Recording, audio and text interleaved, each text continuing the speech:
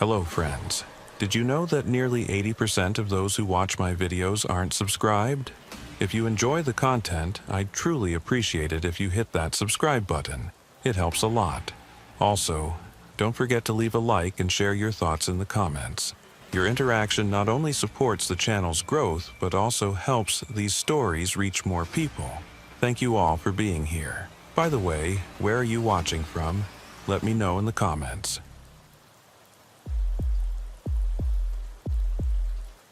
The rain hadn't stopped for 3 days straight in Portland, Oregon. It was the kind of persistent November drizzle that seeped into your bones and made everything feel heavier than it should be. Agent Amos Whitfield sat in his government-issued sedan, watching the water streak down the windshield as he waited outside the federal building on Southwest 3rd Avenue. He'd been with the FBI for 22 years. But this was his first assignment to the Witness Security Program, commonly known as WITSEC.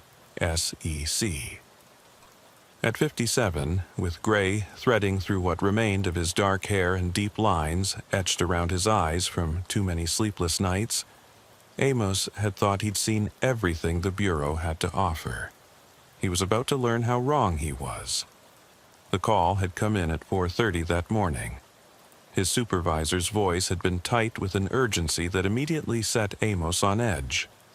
They needed an experienced agent, someone who could handle delicate situations without asking too many questions, someone who could keep their mouth shut. The witness, he was told, was extremely high value. So high value, in fact, that the usual WITSEC protocols had been modified. This wasn't going through the U.S. Marshals Service like it normally would. This was being handled entirely in-house by the FBI, which should have been Amos's first warning sign that something was different about this case. The passenger door opened, bringing with it a gust of cold, damp air. Deputy Director Verity Blackwood slid into the seat beside him, her usually immaculate appearance slightly disheveled from the rain. At 43, Verity was considered young for her position, but she'd earned it through a combination of brilliant investigative work and an uncanny ability to navigate the Bureau's political landscape. Her auburn hair was pulled back in a severe bun, and her green eyes held a sharpness that could cut through any lie or half-truth. Amos had worked with her twice before, both times on cases that had never made it into any official report. "Agent Whitfield," she said by way of greeting, not bothering with pleasantries. "I assume you've been briefed on the basics. High-value witness, immediate protection needed, unusual circumstances," Amos recited. "That's about all I was told." Verity nodded, pulling a tablet from her briefcase. "The witness's name is Ichabod Grimm, 68 years old. He's been in federal custody for the past 72 hours, and we need to move him to a safe house immediately." "What's his connection to—" "That's need to know, and right now you don't need to know," Verity interrupted. "Your job is simple. Keep him safe, keep him comfortable, and keep him talking. We need his full cooperation for the next 2 weeks while we verify some information he's provided." Amos frowned. In his experience, witnesses were usually eager to share their stories, especially when their lives depended on it. "Is he being difficult?" "On the contrary," Verity said, and something flickered across her face that Amos couldn't quite identify. "He's been extremely cooperative. Almost eager, you might say, but there are complications." "What kind of complications?" Verity was quiet for a moment, staring out at the rain-soaked street. "Mr. Grimm has some unusual requirements. He needs to be kept in complete isolation. No contact with anyone except you and me. No phone calls, no internet, no newspapers.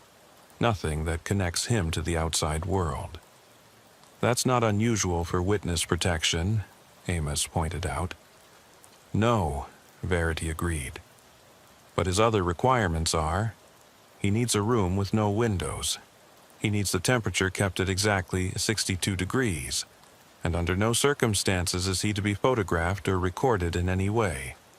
Amos raised an eyebrow. Sounds like he's paranoid. Perhaps, Verity said. Or perhaps he has good reason to be. Either way, we accommodate his requests. The information he's providing could break open one of the biggest cases we've had in decades. What kind of case are we talking about? Verity turned to look at him directly, and Amos saw something in her eyes that made his stomach tighten. It wasn't fear exactly, but it was close. The kind that goes back a very long time, Agent Whitfield. The kind that involves people who've been presumed dead for years. Before Amos could ask what she meant, Verity opened the car door. Follow me. It's time you met Mr. Grimm. They entered the federal building through a side entrance that Amos had never noticed before, despite having been to this building dozens of times over the years. Verity led him down a series of corridors that seemed to exist in the spaces between the building's official layout, utility hallways and maintenance passages that created a hidden network within the structure. Finally, they arrived at an unmarked door where 2 agents stood guard. They nodded at Verity and stepped aside. The room beyond was small and windowless, lit by harsh fluorescent lights that cast everything in an unwelcoming glare. It looked like an interrogation room, with gray concrete walls and a metal table bolted to the floor. But instead of the usual two-way mirror, there was just more concrete. And sitting at the table, his hands folded neatly in front of him, was Ichabod Grimm. Amos's first thought was that Grimm looked like someone's grandfather. He was thin to the point of being gaunt, with deeply sunken cheeks and pale skin that seemed almost translucent under the harsh lighting. His hair was completely white and combed back from a high forehead marked with liver spots. But it was his eyes that caught Amos's attention. They were a pale, watery blue, but there was something unsettling about the way they moved, tracking every small detail in the room with an intensity that didn't match his frail appearance. Mr. Grimm, Verity said, this is Agent Whitfield. He'll be responsible for your security from this point forward. Grimm's thin lips pulled back in what might have been a smile. When he spoke, his voice was stronger than Amos had expected, with a slight accent he couldn't quite place. Agent Whitfield. Yes, you'll do nicely. You have an honest face. I can work with an honest face. Mr. Grimm, Amos said, taking a seat across from him. I understand you have some information for us. Information, Grimm repeated, seeming to taste the word. Yes, I suppose that's one way to put it, though confession might be more accurate. Verity leaned forward slightly. You've already given us your initial statement, Mr. Grimm. What Agent Whitfield needs to know is... What Agent Whitfield needs to know, Grimm interrupted, his eyes never leaving Amos's face, is that I've been running for a very long time. 43 years to be exact, and I'm tired of running. Who are you running from? Amos asked. Grimm's smile widened, revealing teeth that were too perfect, too white to be natural. From people who don't officially exist, Agent Whitfield. From an organization that was supposed to have been dismantled before you were even born. But they're still out there, still operating, and they've been looking for me all this time. Why? Because I know where the bodies are buried, Grimm said simply. Literally and figuratively. I know names, dates, locations. I know about operations that were never recorded, victims who were never reported missing, and crimes that were never investigated. Amos glanced at Verity, who nodded slightly. This was why they needed Grimm. He was offering to expose something big, something that had been hidden for decades. And you're willing to testify to all of this? Amos asked. Testify? Grimm laughed, a dry, rattling sound. "Oh, Agent Whitfield, you misunderstand. There won't be any trial. The people I'm talking about don't get arrested. They don't go to court. They simply disappear, just like they've made so many others disappear over the years." "Then what do you want?" "Protection," Grimm said. "Real protection, not just some safe house in the suburbs. I need to disappear completely, become someone else entirely. In exchange, I'll give you everything. Names of people in your own government who have been compromised. Locations of mass graves that were never discovered. Details of operations that violated every law, both human and divine." The room fell silent except for the hum of the fluorescent lights. Amos could feel the weight of what Grimm was offering, the magnitude of the conspiracy he was claiming to expose. But there was something else, something in the way Grimm looked at him that made the hair on the back of his neck stand up. "Mr. Grimm," Verity said, breaking the silence, "we're prepared to move you to a secure location tonight. Agent Whitfield will accompany you and remain with you for the duration of your debriefing." "Excellent," Grimm said, finally looking away from Amos. "But remember my requirements. No windows, 62 degrees, and absolutely no recordings of any kind." "That's all been arranged," Verity assured him. As they prepared to leave, Amos noticed something odd. When Grimm stood up, he moved with a fluidity that didn't match his apparent age. It was subtle, just a moment where his movements seemed too smooth, too controlled for someone who looked so frail. And when he reached for his coat, Amos caught a glimpse of his wrist where the sleeve pulled back. The skin there was marked with what looked like old scars, but they formed a pattern that seemed almost deliberate, like some kind of symbol or design. The safe house was located 40 miles outside of Portland, deep in the Columbia River Gorge. It was a modest, two-story structure that looked like any other rural home from the outside. But Amos knew it was equipped with state-of-the-art security systems, reinforced walls, and multiple escape routes. As requested, the room prepared for Grimm was in the basement. No windows, climate-controlled, and completely isolated from any electronic surveillance. As they settled in for what would be a long 2 weeks, Amos couldn't shake the feeling that something was off about the whole situation. Grimm was too calm for someone whose life was supposedly in danger. He seemed almost pleased to be in custody, as if this had been his plan all along. That first night, Amos sat in the living room, reviewing the limited information Verity had provided about Grimm. According to the file, Ichabod Grimm had no official existence before 1980. No birth certificate, no social security number, no record of education or employment. He'd simply appeared one day in Seattle, working as a janitor at a medical research facility. He'd lived a quiet, unremarkable life for 40 years, until 3 days ago when he'd walked into the FBI field office in Portland and announced that he had information about a series of murders that had taken place in the 1970s. But the murders he described hadn't matched any known cases. The victims he named had no missing persons reports filed for them. The locations he mentioned showed no evidence of the crimes he claimed had occurred there. By all official records, nothing Grimm was saying had ever happened. Yet Verity had believed him enough to implement these extreme security measures, which meant either Grimm was telling the truth about a massive cover-up, or something else was going on that Amos wasn't being told about. Around midnight, Amos heard footsteps from the basement.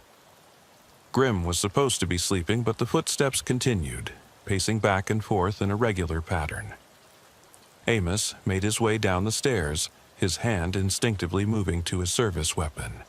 He found Grimm standing in the center of the room, fully dressed, muttering to himself.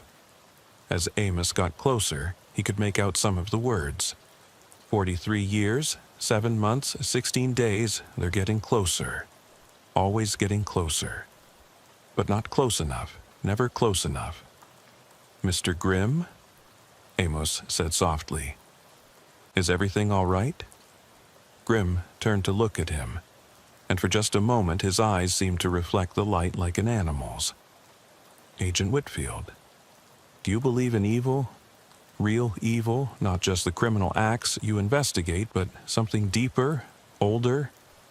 I believe people can do evil things, Amos said carefully. That's not what I asked, Grim said, moving closer. I asked if you believe in evil as a force, as something that exists independent of human action. I'm not sure what you're getting at, Mr. Grim. Grim smiled that unsettling smile again. You will, Agent Whitfield. Before this is over, you'll understand exactly what I mean. You see, the organization I'm exposing, they didn't just commit crimes. They tried to harness something they didn't understand, something that should have been left alone. What kind of something? The kind that changes people, Grim said. The kind that makes them into things that aren't quite human anymore. Things like me. Before Amos could respond, Grim turned and walked back to his bed, lying down fully clothed on top of the covers. Good night, Agent Whitfield. Try to get some rest. Tomorrow I'll start telling you the real story, and once you hear it, you'll wish you hadn't. Amos stood there for a long moment, watching the old man lie perfectly still on the bed, not even seeming to breathe. Then he turned and headed back upstairs, his mind racing with questions. What had Grim meant by things like me? What kind of organization were they dealing with? And why did he have the growing feeling that he was not protecting Grim from danger, but rather protecting everyone else from whatever Grim really was? As he settled back into his chair in the living room, Amos pulled out his phone to call Verity, then remembered the strict no communication protocol. He was alone with Grim for the next 2 weeks, cut off from any backup or support. And for the first time in his long career with the FBI, Agent Amos Whitfield felt genuinely afraid of the person he was supposed to be protecting. The rain continued to fall outside, drumming against the windows with an irregular rhythm that sounded almost like fingers tapping, as if something out there in the darkness was trying to find a way in. Or, perhaps, Amos thought with a chill, trying to make sure nothing got out. The second day began with fog so thick that Amos couldn't see more than 10 feet beyond the safe house windows. It wrapped around the building like a living thing, muffling sounds and creating an oppressive sense of isolation. He'd barely slept, spending most of the night going over Grim's file and trying to make sense of the old man's cryptic warnings. When he finally dozed off around 4 in the morning, his dreams were filled with shadowy figures and rooms that seemed to shift and change when he wasn't looking directly at them. He found Grim already awake in the basement, sitting at the small table that had been provided for him, writing in a notebook with careful, precise movements. The old man looked up as Amos descended the stairs, and again there was that unsettling quality to his gaze, as if he could see things that others couldn't. "Good morning, Agent Whitfield," Grim said, closing the notebook. "Did you sleep well?" "Well enough," Amos lied. "Are you ready to begin your debriefing?" "Eager, in fact," Grim replied. "But first, I need to know something. Has Deputy Director Blackwood told you anything about the prototype program?" Amos shook his head. The name meant nothing to him. "I thought not," Grim said, a note of satisfaction in his voice. "She's keeping you in the dark, just as she's been kept in the dark by those above her. It's how they've operated for decades. Compartmentalization taken to its extreme. No one person knows the whole truth. Except you? Except me," Grim confirmed. "You see, Agent Whitfield, I wasn't just a witness to these crimes. I was a participant. For 13 years, from 1964 to 1977, I was part of a program that officially never existed. We were based out of a facility in northern Montana, so far off the grid that it didn't appear on any government documentation. Our funding came through channels so convoluted that even we didn't know who was ultimately paying for our work. Amos pulled out his recording device, then remembered Grimm's prohibition against recordings. Instead, he grabbed a notebook and pen. What was the purpose of this program? Enhancement, Grimm said simply. Human enhancement. The government was convinced that the Soviets were developing super soldiers, individuals with capabilities beyond normal human limitations. We were tasked with ensuring America didn't fall behind in this particular arms race. You're talking about genetic modification? Among other things, Grimm said. Genetic modification, chemical enhancement, psychological conditioning, surgical alterations. We tried everything. Most of the test subjects died within weeks. The few who survived changed. Changed how? Grimm stood up and began pacing, his movement still displaying that unnatural fluidity. The changes varied, depending on the specific experiments. Some developed enhanced strength or speed. Others gained heightened senses or improved healing capabilities. But there were always side effects, always costs that we didn't anticipate. What kind of costs? Madness, for one, Grimm said. The human mind isn't designed to process certain types of sensory input. Imagine being able to hear every conversation within a mile radius, all at once, all the time. Or being able to see into spectrums of light that reveal things that are meant to remain hidden. Many of the subjects went insane within months. And the ones who didn't? Grimm stopped pacing and looked directly at Amos. They became something else. Not quite human anymore, but not quite inhuman either. Caught between two states of being, unable to return to what they were, but unable to fully become what they were meant to be. You're talking about yourself, Amos said. It wasn't a question. Very perceptive, Agent Whitfield, Grimm said with that unsettling smile. Yes, I was one of the test subjects. Volunteer number 37. I was dying of pancreatic cancer, given 6 months to live. The program offered me a chance at survival, though they weren't entirely honest about what that survival would entail. What did they do to you?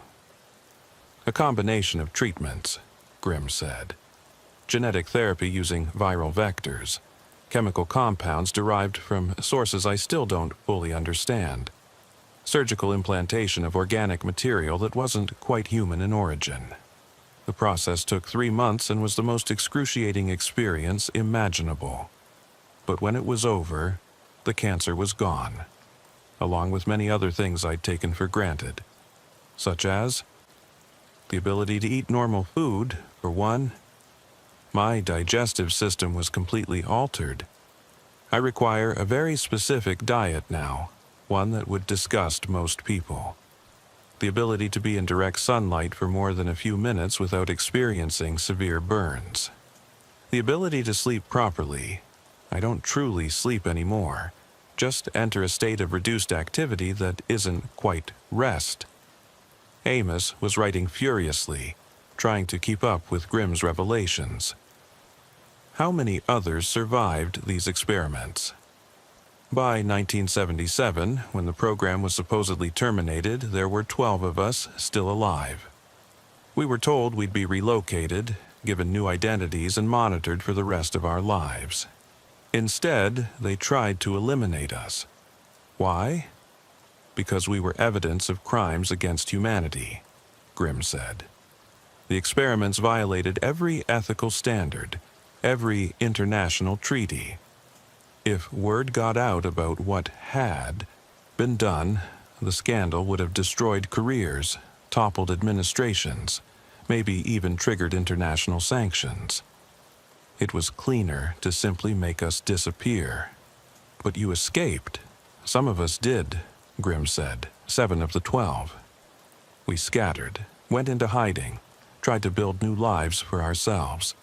But they never stopped hunting us. One by one, my fellow survivors were found and eliminated. As far as I know, I'm the last one left. And now you're turning yourself in. Why? Grimm sat back down, his pale eyes fixed on Amos. Because I'm dying, Agent Whitfield. The treatments that saved my life also gave me an expiration date. My body is breaking down at the cellular level. The doctors I've secretly consulted give me perhaps 6 months, maybe less. I want the truth to be known before I'm gone. What truth, specifically? That the program never really ended, Grimm said. Oh, officially it was shut down in 1977. All records destroyed, all personnel reassigned or retired. But the research continued in different forms, under different names. And more importantly, some of the original test subjects didn't just survive, they thrived. They integrated into society, into positions of power, and they've been pulling strings from the shadows ever since. Amos felt a chill run down his spine. Are you saying there are enhanced individuals in positions of authority within our government? I'm saying, Grimm said slowly, that some of the people making decisions at the highest levels of power are no longer entirely human. They have agendas that align with their altered nature, rather than the interests of normal humans. And they will do anything to keep their secret. Do you have proof of this? I have names, Grimm said. Dates. Locations where evidence is hidden. But more importantly, I have myself. My blood, my tissue samples, my DNA, they all contain evidence of the modifications. Any competent geneticist would be able to identify the anomalies. We'll need to arrange for medical examinations, Amos said. No, Grimm said sharply. No examinations, no blood tests, not yet. Not until I have guarantees of protection.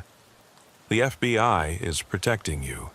The FBI is compromised, Grimm said. Why do you think I insisted on such specific conditions? No windows, because they can see through walls, but not through earth and concrete. 62 degrees, because thermal imaging is less effective at that temperature. No recordings, because they have technology that can extract information from electronic devices remotely. They? Who are they exactly? The surviving test subjects who've gone rogue. The handlers who still believe in the program. The officials who've been compromised or converted. It's not a single organization anymore. It's a network, a web of individuals with shared interests and inhuman capabilities. Amos set down his pen, his hand cramping from writing. Mr. Grimm, what you're describing sounds like paranoid delusion, Grimm interrupted, like the ravings of a madman. Yes, I'm aware of how it sounds. That's why they've been so successful at hiding. Anyone who tries to expose them sounds insane. It's the perfect cover. Then, how do you expect anyone to believe you? I don't expect belief, Grimm said. I expect investigation. I can provide you with the location of the original facility in Montana. It was supposedly destroyed, but the underground levels remain intact. The evidence is still there. The laboratories, the holding cells, the remains of the test subjects who didn't survive. If this place exists, why hasn't anyone found it? Because it's protected, Grimm said. Not by guards or fences, but by something else. Something that was released during the final days of the program, when they tried to destroy all evidence. It's still there, still active, still defending the facility from intrusion. What kind of something? Grimm was quiet for a long moment. That's where my story becomes even harder to believe, Agent Whitfield. You see, not all of the test subjects were volunteers like myself. Some were acquired. Individuals who already possessed certain unusual characteristics. The program didn't just create enhanced humans. It also studied things that weren't human to begin with. I don't understand. There are things in this world that exist outside our normal understanding, Grimm said. Ancient things. Rare things. Things that most people would call monsters if they knew they existed. The program captured some of these beings and tried to extract their essence, to understand what made them different, to replicate their abilities in human subjects. Amos stared at the old man, trying to process what he was hearing. You're talking about cryptids? Mythological creatures? I'm talking about biological entities that don't fit into our standard taxonomic classifications, Grimm said carefully. Beings that have existed alongside humanity for millennia, hiding in the spaces we don't look, surviving in ways we don't understand. The program found them, studied them, and in some cases harvested them. Harvested them? Where do you think the organic material they implanted in me came from? Grimm asked. It wasn't synthesized in a laboratory. It was extracted from living beings, beings that were kept in the lower levels of the facility, dissected while still alive, their tissues and organs used to modify human test subjects. This is... Amos trailed off, unable to find the right words. Horrifying? Impossible? Yes, it's both of those things. But it's also true, and it's why the facility can never be fully destroyed. Some of those beings are still down there, changed by decades of captivity and experimentation, driven mad by what was done to them. They've become the facility's guardians, attacking anyone who tries to enter. A sound from upstairs made both men freeze. Footsteps, slow and deliberate, crossing the floor above them. Amos immediately reached for his weapon, but Grimm held up a hand. Don't, he whispered. If it's who I think it is, a gun won't help. Who do you think it is? Someone who's been tracking me for a very long time, Grimm said. Someone who was in the program with me. Test subject number 15. We called him Josiah Creed, though that wasn't his real name. None of us used our real names. The footsteps stopped directly above them.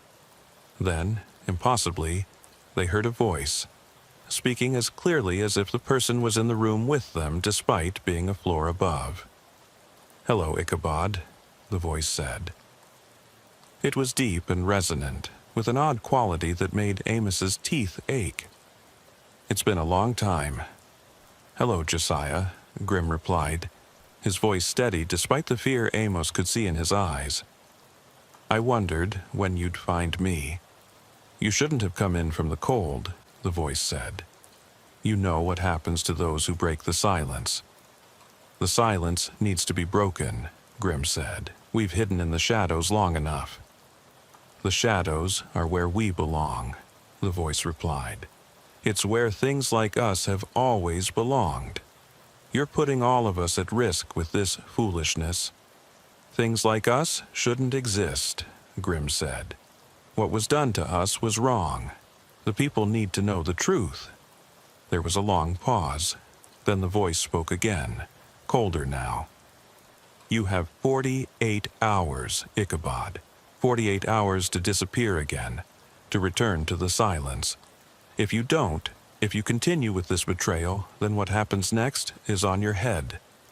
The footsteps resumed, moving toward the stairs. Amos raised his weapon, ready to confront the intruder, but Grimm grabbed his arm with surprising strength. Don't, he said urgently. You're not equipped to deal with what Josiah has become. Let him leave. I can't just let an intruder walk away. You can, and you will, Grimm said, his grip tightening. Trust me, Agent Whitfield, this is not a fight you can win with conventional weapons. Against his better judgment, Amos remained in the basement, listening as the footsteps ascended the stairs and moved through the house. A door opened and closed, and then there was silence. When Amos finally went upstairs to investigate, he found no sign of forced entry, no evidence that anyone had been there at all. The security system showed no breaches. The cameras revealed nothing unusual. But on the kitchen table, there was something that hadn't been there before. A photograph, old and yellowed with age. It showed a group of people in medical gowns, standing in what looked like a clinical setting. Amos counted 12 individuals, and even in the poor quality of the old photo, he could see that something was wrong with all of them. Their proportions were slightly off, their postures unnatural, their eyes reflecting the camera flash in ways that human eyes shouldn't. Grimm appeared beside him, looking down at the photo. That was taken in 1976, about a year before the program ended. I'm third from the left. Amos looked at the figure Grimm indicated. It was recognizably him, but younger, healthier looking, and yet somehow more disturbing. There was something predatory about his stance, something inhuman about his expression. "Who are the others?" Amos asked. "The other survivors at that point," Grimm said. "Most of them are dead now. But Josiah, he's there, on the far right.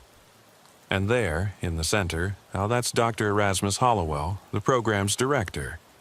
He supposedly died in a plane crash in 1978, but I've always had my doubts.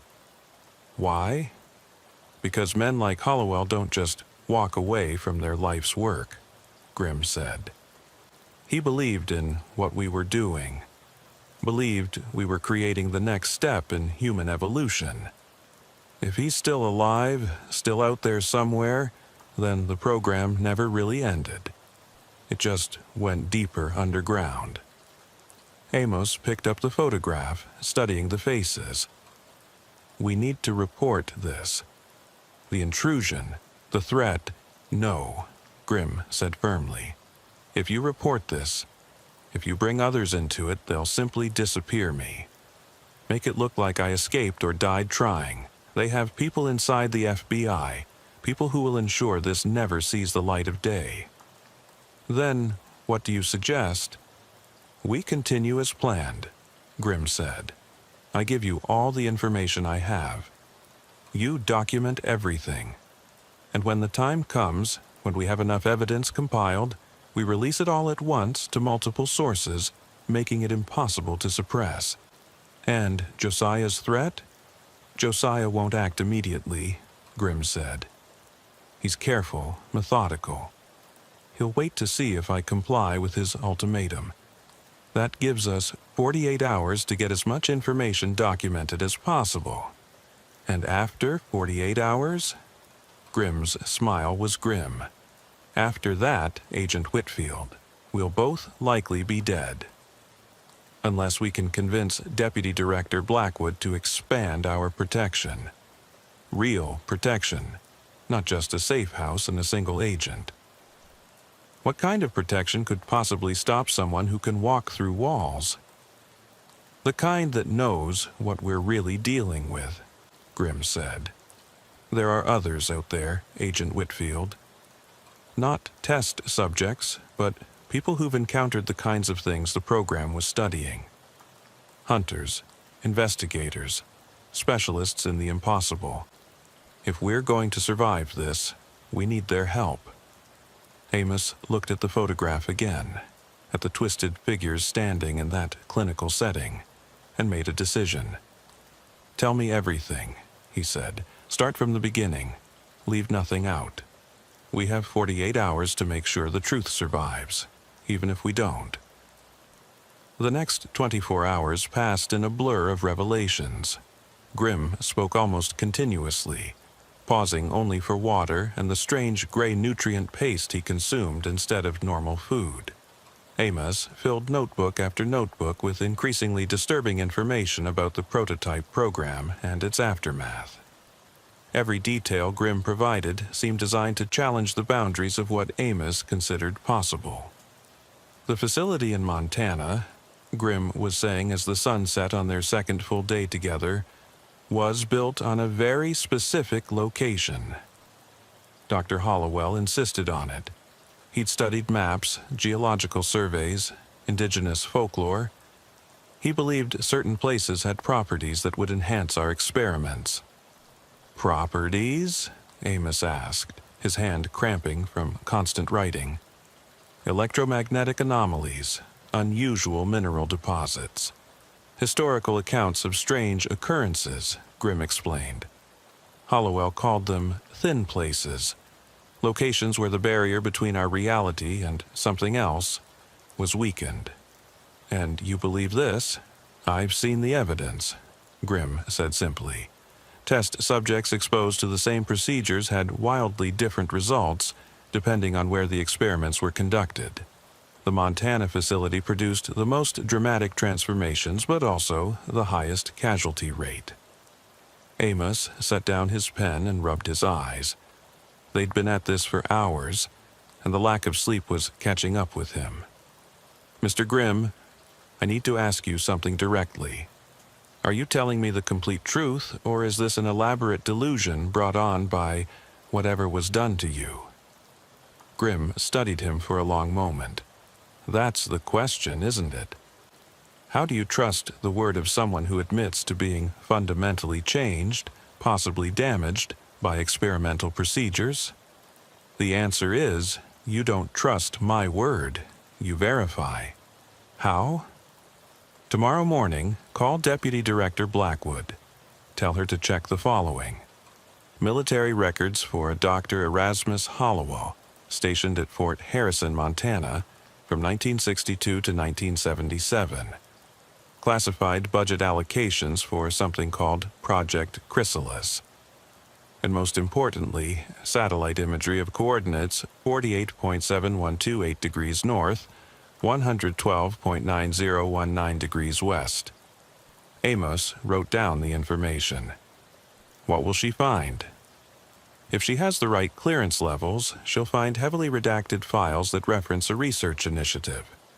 She'll find budget lines that don't match any known military projects. And at those coordinates, she'll find a geographic anomaly, an area where no satellites can get clear images, where electronic equipment consistently malfunctions, where even wildlife avoids entering. That could be explained by what, Agent Whitfield? Grimm interrupted. By natural phenomena that somehow only affects that specific 100-acre area? By technical glitches that have persisted for over 40 years? Or by something that was released when they tried to destroy the evidence of what they'd done? Before Amos could respond, the temperature in the room suddenly dropped. Not gradually, but instantly, as if someone had opened a door to a freezer. His breath came out in visible puffs, and frost began forming on the windows. Grimm stood up slowly, his pale eyes scanning the room. They're here. Who's here? Not who. What Grimm moved to the center of the room, away from the walls. Something Hollowell created in the final days of the program. He called them Seekers. Biological tracking systems designed to hunt down escaped test subjects. Biological tracking systems. Think of them as living surveillance devices, Grimm said, his voice tight with fear. Partially organic, partially something else. They can track the unique biological signatures created by the enhancement process. I thought I'd lost them years ago, but if they're here now... The lights flickered and died. In the darkness, Amos heard something that made his skin crawl. A wet, sliding sound, like something viscous moving across the walls. He reached for his flashlight, but Grimm's hand grabbed his wrist. "No light," he whispered. "They're drawn to electrical fields." "Stay perfectly still." In the darkness, Amos became aware of a smell. Ozone mixed with something organic and rotting. The sliding sound grew closer, and he could hear something else now. A rhythmic pulsing, like a heartbeat but wrong somehow, too fast and irregular. Then, impossibly, he saw them. Not with his eyes exactly, but perceived them nonetheless. Shapes moving through the darkness, translucent and shifting, like living shadows with substance. They flowed across the walls and ceiling, searching, probing, leaving trails of something that glowed faintly with a sickly phosphorescence. One of them passed directly over Amos, and he felt it. A sensation like ice water in his veins, a momentary connection to something vast and alien and hungry. In that instant, he understood what Grimm had been trying to tell him.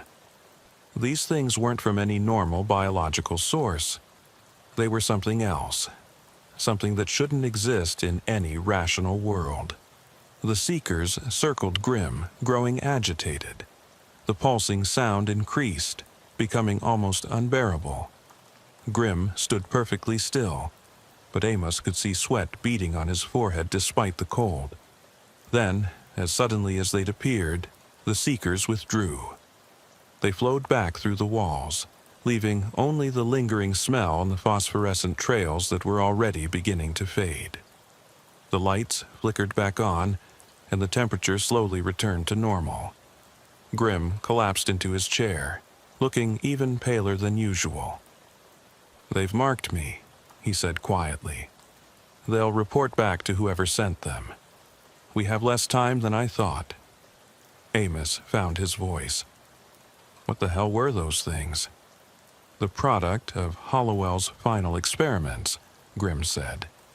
He was trying to create the perfect tracking system, something that could find anyone, anywhere, regardless of how they tried to hide. He succeeded, but not in the way he intended. The Seekers aren't controlled by anyone. They operate on their own imperatives now, following programming that's evolved beyond its original parameters. How do we stop them? "We don't," Grimm said. "But there are ways to confuse them, to delay them. I'll need specific materials: salt, iron filings, and something with a high silver content. The combination creates an electromagnetic interference that disrupts their sensory capabilities." "You're telling me salt and silver stop these things? Like some kind of folklore?" "Folklore often has a basis in reality," Grimm said. "Our ancestors encountered things they couldn't explain and developed methods to deal with them through trial and error. Hollowell studied these old protections and found scientific explanations for why some of them worked." Amos's phone rang, startling both men. It was Verity Blackwood. "Agent Whitfield." Her voice was tense. "We have a problem. Satellite surveillance just detected multiple vehicles converging on your location. You need to evacuate immediately." "Understood," Amos said. "We've also had a breach here, some kind of—" "Not over the phone," Verity cut him off. "There's a secondary safe house 20 miles north.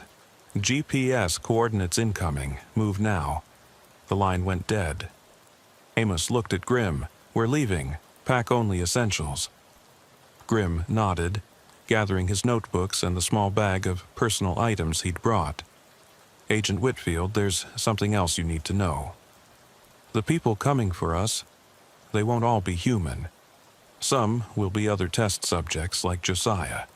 They're stronger, faster, and more resilient than normal humans. Standard tactics won't work." "Then what will?"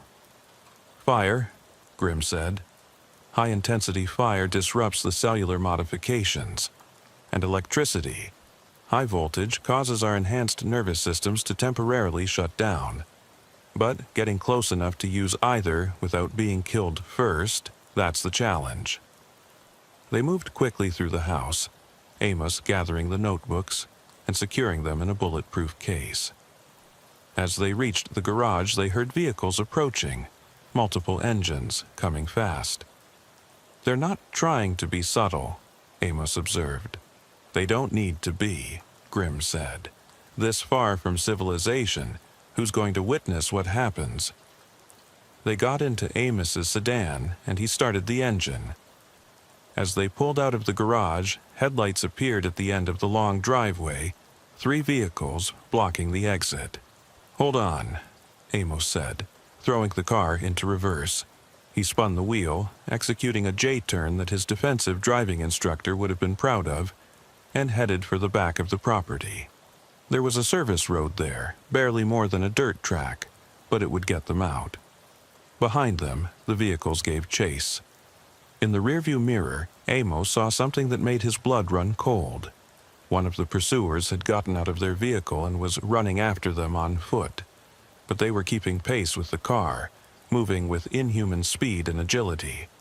"That's Josiah," Grimm said, looking back. "He was always the fastest of us." Amos pushed the accelerator to the floor, the sedan bouncing violently over the rough terrain. They burst through a wooden gate onto a paved road, tires squealing as Amos fought to maintain control. The thing that had been Josiah Creed stopped at the edge of the property, watching them escape. Even from a distance, Amos could see him clearly in the darkness, as if he generated his own faint light.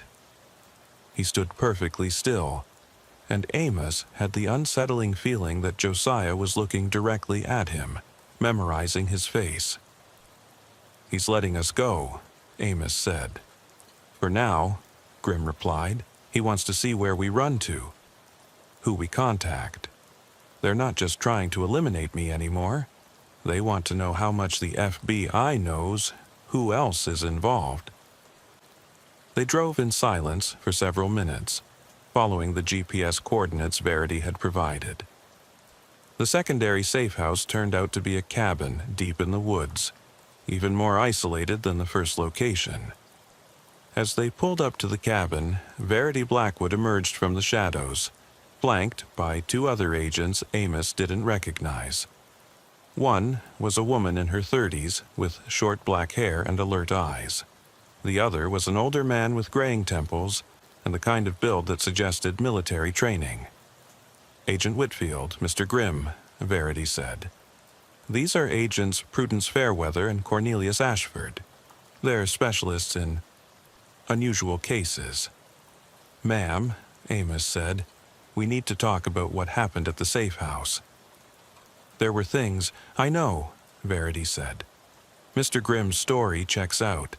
Every detail he provided leads to something real, something that's been deliberately hidden. We're dealing with a conspiracy that goes deeper than any of us imagined." Agent Fairweather stepped forward. "Mr. Grimm, I've been tracking anomalous incidents for the past decade. Events that don't fit normal patterns, that suggest the presence of enhanced individuals. Your testimony connects dots I've been trying to piece together for years." "Then you believe me?" Grimm asked. "I believe the evidence," Fairweather said. "And the evidence suggests that we're facing a threat unlike anything the Bureau has dealt with before." Agent Ashford spoke for the first time, his voice gravelly. "We've identified at least 7 individuals in positions of power who match the profiles of enhanced test subjects. 3 in federal agencies, 2 in major corporations, 2 in the military. If they're coordinating, if they're working toward a common goal." "They are," Grimm said. "The goal was always the same: controlled evolution. Hollowell believed that humanity was stagnant, that we needed to be forcibly evolved to survive future challenges. The test subjects who survived and thrived, they still believe in that vision. They see themselves as the vanguard of a new species." "And everyone else?" Verity asked. "Obsolete," Grimm said simply. "Destined to be replaced or ruled by their betters." A sound in the distance made them all freeze. Helicopters, multiple from the sound of it, approaching fast. "Inside now," Verity commanded. They rushed into the cabin, which, despite its rustic appearance, was equipped with reinforced walls and state-of-the-art surveillance equipment. On the monitors, they could see the helicopters circling, searchlights probing the forest.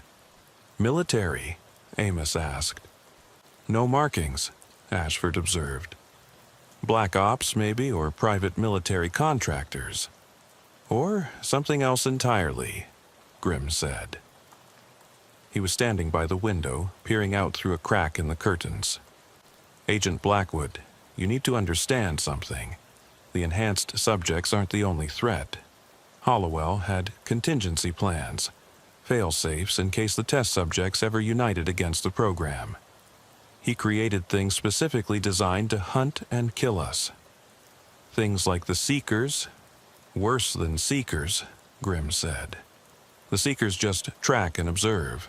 The Hunters, they were designed to eliminate enhanced subjects who went rogue. They're not fully biological, not fully mechanical. They're something in between, something that... The window exploded inward. Something came through, a blur of motion too fast to track clearly. It hit Grimm, sending him flying across the room. Amos caught a glimpse of it as it paused for a microsecond. Humanoid in shape, but wrong in every detail, with too many joints in its limbs, skin that seemed to shift between solid and liquid states, and a face that was more suggestion than reality. Agent Fairweather reacted first, pulling a weapon Amos didn't recognize, something that looked like a cross between a taser and a flare gun. She fired, and a bolt of white-hot electricity struck the hunter. It screamed, a sound that was partly organic, partly electronic, and retreated through the window. Grimm was bleeding from multiple lacerations, struggling to stand. "That was just a scout," he gasped. "The real attack is coming." As if his words were a signal, the lights went out. In the darkness, they could hear them. Multiple hunters surrounding the cabin, their inhuman voices creating a harmony that made Amos's teeth ache. "Everyone stay together," Verity commanded. Fairweather, Ashford, defensive positions. Whitfield, protect the witness. But Grimm was already moving, heading for the door. "Where are you going?" Amos demanded. "They're here for me," Grimm said. "If I leave, maybe they'll follow. Give you a chance to escape." "That's not happening," Amos said. "We're getting you out of here." "No," Grimm said. And for the first time, Amos saw something inhuman in his pale eyes, a glimmer of the predator he'd been transformed into. "You don't understand, Agent Whitfield. I didn't come to you just to expose the truth. I came because I needed to pass it on before the end. The notebooks, the evidence, it's all there, everything you need to bring them down." "Grimm." "My real name," the old man said, "was Marcus Enderly. I was a teacher before all this. Elementary school science. I volunteered for the program because I was dying and desperate. But what they made me into... I've spent 40 years trying to atone for what I became, for what I did during those 13 years. This is my last chance to make it right." The door burst open. Not from outside, but from Grimm pushing through it with inhuman strength. He moved into the darkness, and Amos heard the sounds of combat. Impacts, screams, the wet sound of tearing flesh. "Move!" Verity shouted. "Back exit, now!" They fled through the rear of the cabin as the battle raged behind them. Amos looked back once and saw Grimm, or the thing that had been Marcus Enderly, fully transformed. He was taller, elongated, his limbs bent at impossible angles, fighting 3 hunters simultaneously with a savage grace that was terrible to behold. They made it to their vehicles and fled into the night. Behind them, the cabin erupted in flames. Whether from the battle or some self-destruct mechanism, Amos never learned. The fire lit up the sky, and in that light, Amos saw shapes fleeing in all directions, some human, some decidedly not. 3 days after the attack at the cabin, Amos Whitfield sat in a secure FBI facility in Seattle, surrounded by the notebooks he'd filled with Grimm's testimony. The old man, Marcus Enderly, was presumed dead, though no body had been recovered from the burned cabin. The official report would list him as a protected witness killed during an attempted extraction by unknown hostiles. Only a handful of people would ever know the truth. Verity Blackwood sat across from him, reading through the notebooks with an expression that grew more troubled with each page. Agents Fairweather and Ashford were present too, along with 3 other specialists who'd been brought in to assess the threat. According to this, Verity said, there are at least 40 enhanced individuals still active, many in positions of significant influence. That's just the ones Grimm knew about, Fairweather added. If the program continued in other forms, there could be hundreds. The question, Ashford said, is what we do about it. We can't simply arrest them. Most haven't committed any crimes we can prove. And if they're as dangerous as Grimm suggested— They are, Amos said quietly. Everyone turned to look at him. I saw what Grimm became at the end. I saw what those hunters could do. If there are 40 individuals with similar capabilities, and they feel threatened, it would be a massacre, Verity finished. A knock at the door interrupted them. An agent entered looking shaken. "Ma'am, we have a visitor. He says his name is Josiah Creed, and he's requesting to speak with Agent Whitfield." The room erupted in motion, hands moving to weapons, but Verity held up a hand. "Where is he?" "Main lobby." He walked in through the front door, surrendered to security. Ma'am, he's not entirely human. Security doesn't know what to do with him." Amos stood.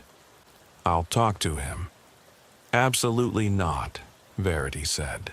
"He could have killed me at the safe house," Amos pointed out. "He didn't. If he wanted me dead, I don't think this building's security would stop him. Maybe he wants to talk." After a heated debate, it was agreed that Amos would meet with Josiah, but only under heavy security.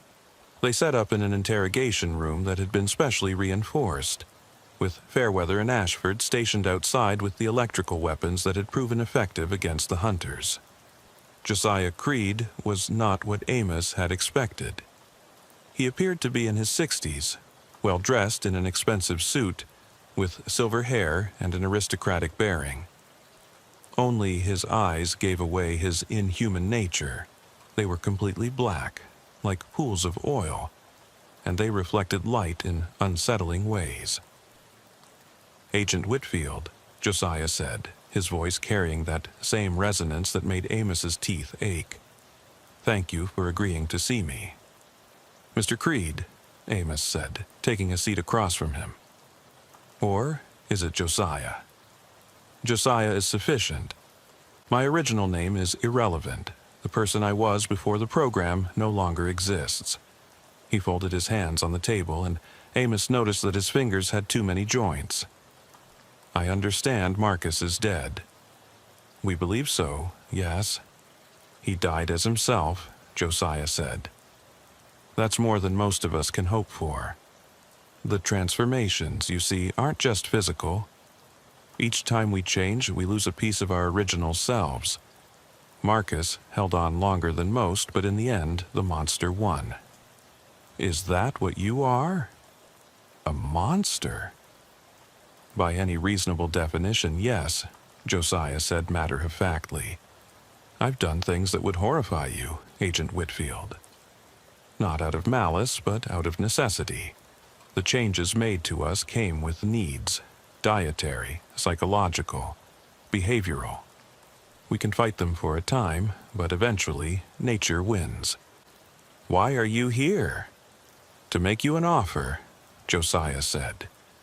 "The others, the enhanced individuals Marcus told you about, they're divided. Some want to eliminate everyone who knows about the program. Others believe it's time to reveal ourselves, to take our place as humanity's successors. Both factions are dangerous, but for different reasons. And you, I represent a third faction," Josiah said. "Those of us who simply want to be left alone. We've built lives, found ways to manage our conditions, learned to coexist with normal humans without causing harm. We don't want exposure, but we also don't want war." "What are you proposing?" "A truce," Josiah said. "The FBI stops investigating the program and its survivors. In exchange, we police our own. Any enhanced individual who threatens public safety, who can't control their nature, we deal with them ourselves. You're asking us to ignore a massive conspiracy. I'm offering you a solution to an impossible problem, Josiah interrupted. You've seen what we can do. Imagine 40 of us, cornered and desperate, fighting for survival. How many would die? How many innocent people would be caught in the crossfire? Amos was quiet for a moment, thinking. What about the people in positions of power? The ones influencing policy, making decisions that affect millions. As long as they don't expose themselves or harm innocents, they're left alone, Josiah said. But if they cross those lines, we deal with them. And who decides what crosses the line? A council, Josiah said. Representatives from each faction, including a liaison from the FBI, someone who understands what we are and can help maintain the balance. Someone like me? You've seen both sides now, Josiah said. You've witnessed our capabilities, but you also saw Marcus's humanity. You understand that we're not simply monsters to be eliminated, or weapons to be controlled. We're something in between, trying to find our place in a world that never anticipated our existence. What about Dr. Hollowell? Is he still alive? Josiah's expression darkened. Hollowell is complicated. He's alive, yes, but he's no longer entirely human either. The process he used on himself was different, more extreme. He's become something even we fear. Where is he? Hidden, Josiah said, protected by things that make the hunters look tame. He's continuing his work, creating new generations of enhanced beings, but they're not like us. They're purpose-built, designed for specific functions, living weapons, essentially. And you're not stopping him? We've tried, Josiah admitted. 3 times we've sent teams after him, none returned. Hollowell has become something beyond our ability to confront directly. Then how do we stop him? We don't, Josiah said. We contain him. Keep him isolated, prevent his creations from entering the world. It's all we can do. The door opened and Verity entered, followed by Fairweather and Ashford. Mr. Creed, she said, I've been listening to your proposal. Josiah didn't seem surprised. Deputy Director Blackwood, I assume you have questions. Many, Verity said. But first, I need guarantees. If we agree to this truce, how do we verify compliance? How do we know enhanced individuals aren't committing crimes we can't detect? You'll have me, Josiah said. I'll serve as intermediary. Any suspected enhanced activity, you contact me. I investigate and, if necessary, intervene. And why should we trust you? Because I have the most to lose, Josiah said. I've spent 40 years building a life, an identity, a purpose. I own businesses, employ thousands of people, contribute to society in meaningful ways. War between our kinds would destroy everything I've worked for. What about the notebook? Amos asked. Grimm's testimony? Classify it, Josiah said. Bury it so deep that it becomes legend rather than fact. The truth is too dangerous to release, Agent Whitfield. The public couldn't handle knowing that monsters walk among them, that their leaders might not be entirely human, that science has created things that shouldn't exist. Or, Fairweather said, we use it as leverage. Insurance against betrayal. Josiah smiled, an expression that looked wrong on his inhuman features. That would be wise. Mutual assured destruction has prevented wars before. Over the next several hours, they hammered out the details of what would come to be known within certain circles as the Seattle Accord. It was never officially documented, never formally recognized, but it established a framework for coexistence between humans and the enhanced. As part of the agreement, Amos was designated as the FBI's liaison to the enhanced community. It wasn't a job he'd wanted, but after what he'd seen, he understood its necessity. Someone had to stand between the two worlds to prevent the kind of conflict that would devastate both. The facility in Montana was declared a permanent no-go zone, surrounded by federal land and monitored by satellites. Officially, it was listed as a toxic waste site. Unofficially, it was a tomb for horrors that should never be disturbed. Dr. Hollowell's location remained a closely guarded secret, known only to a handful of individuals. Periodic surveillance confirmed he was still alive, still working, but as long as he remained isolated, he was deemed a contained threat. The enhanced individuals in positions of power were discreetly monitored but not confronted. Most, it turned out, were relatively benign, using their abilities in subtle ways that didn't directly harm anyone. The few who crossed lines disappeared quietly, dealt with by their own kind as Josiah had promised. But the real challenge came in the small details, the day-to-day management of an impossible situation. Enhanced individuals who couldn't control their transformations were quietly relocated to a special facility in Alaska, so remote that even if they lost control, no one would be endangered. Children born with enhancements, second-generation test subjects, were identified and offered specialized education to help them manage their abilities. Amos found himself at the center of a shadow world that existed parallel to normal society. He attended meetings in rooms that didn't officially exist, reviewed files that were never written, and made decisions that affected people who weren't supposed to be real. 6 months after the Seattle Accord, he received a package at his home. Inside was a photograph, old, black and white, showing a young teacher standing with his elementary school class. One of the children was circled in red ink. On the back, in handwriting Amos recognized as Grimm's, were the words, "This was who I was. Remember that we were human once." Amos kept the photograph in his desk drawer, a reminder of the man Marcus Enderly had been before he became Ichabod Grimm, before he became something else entirely. It helped him remember that the enhanced individuals he dealt with had once been ordinary people faced with extraordinary circumstances. A year passed. The Accord held, though there were close calls. An enhanced individual in Detroit lost control and killed 3 people before Josiah's team could intervene. A group of anti-government extremists somehow learned about the program and tried to expose it, only to have their evidence mysteriously disappear and their leaders vanish without a trace. Amos aged rapidly during that year, the stress of maintaining the balance taking its toll.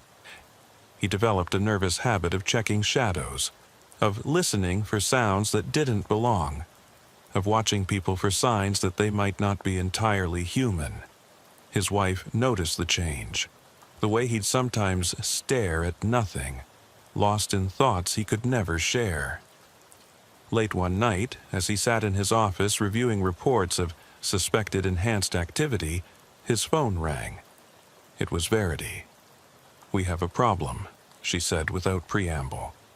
"Someone's been killing enhanced individuals, 3 in the last week, all using the same method, massive electrical discharge, directly to the nervous system. Someone knows how to kill them," Amos said. "Someone who shouldn't," Verity confirmed. "Josiah's investigating, but he's concerned. If there's a hunter targeting enhanced individuals, the Accord could collapse. They'll go into hiding, or worse, they'll fight back." "Any leads?" "One," Verity said. "All 3 victims received the same message before they died. The prototype program was a mistake. Evolution should not be forced." "Hollowell?" "That's what we're afraid of," Verity said. "If he's decided the enhanced are failures, if he's creating something to replace them—" She didn't need to finish.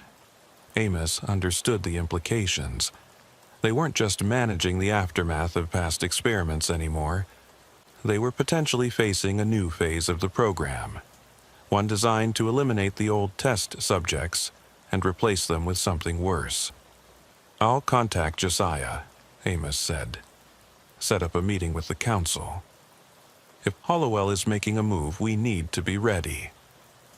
As he hung up the phone, Amos looked at the photograph of Marcus Enderle's class.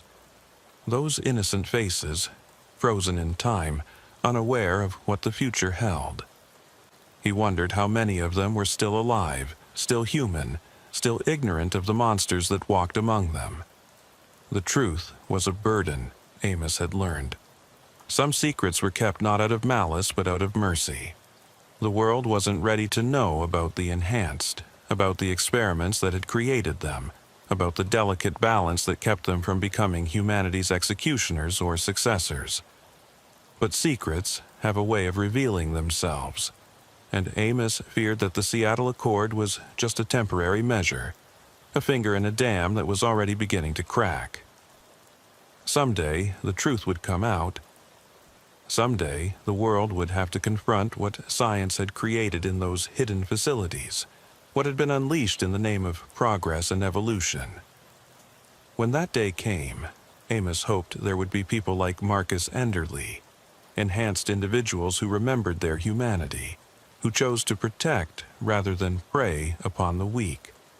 Because if there weren't, if the monsters truly won, then Hollowell's vision of forced evolution would become reality, and baseline humanity would become extinct.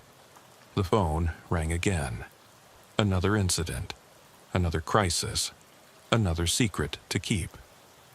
Amos answered it, as he always did, as he always would until the burden finally broke him, or the truth finally set everyone free.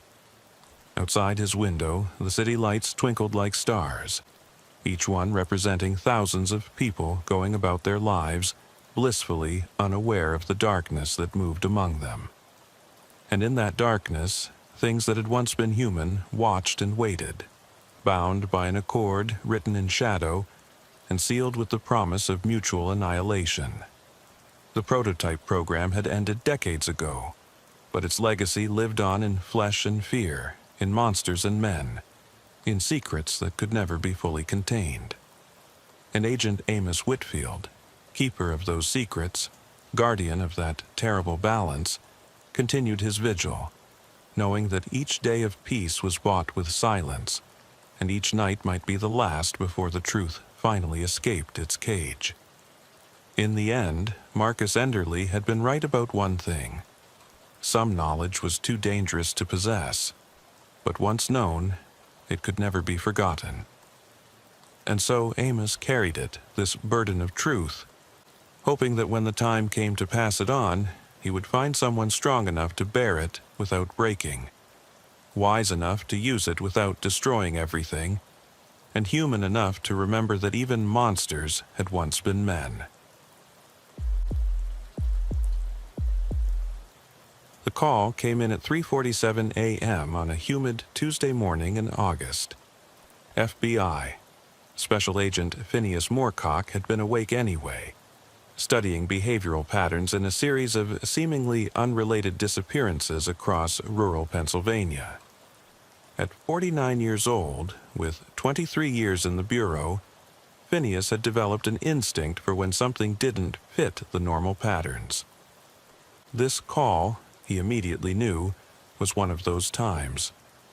Agent Moorcock, the voice on the other end, belonged to Sheriff Barnabas Coldwell from Millbrook County, a rural jurisdiction about 3 hours north of Philadelphia. "We've got a situation here that's unusual. Missing person case, but the family's behavior is setting off every alarm bell I've got. I think we need federal assistance." Phineas sat up straighter, already reaching for his notepad. "Tell me what you have, Sheriff." "Missing man named Hezekiah Thorne, age 34. Been gone for 6 days now.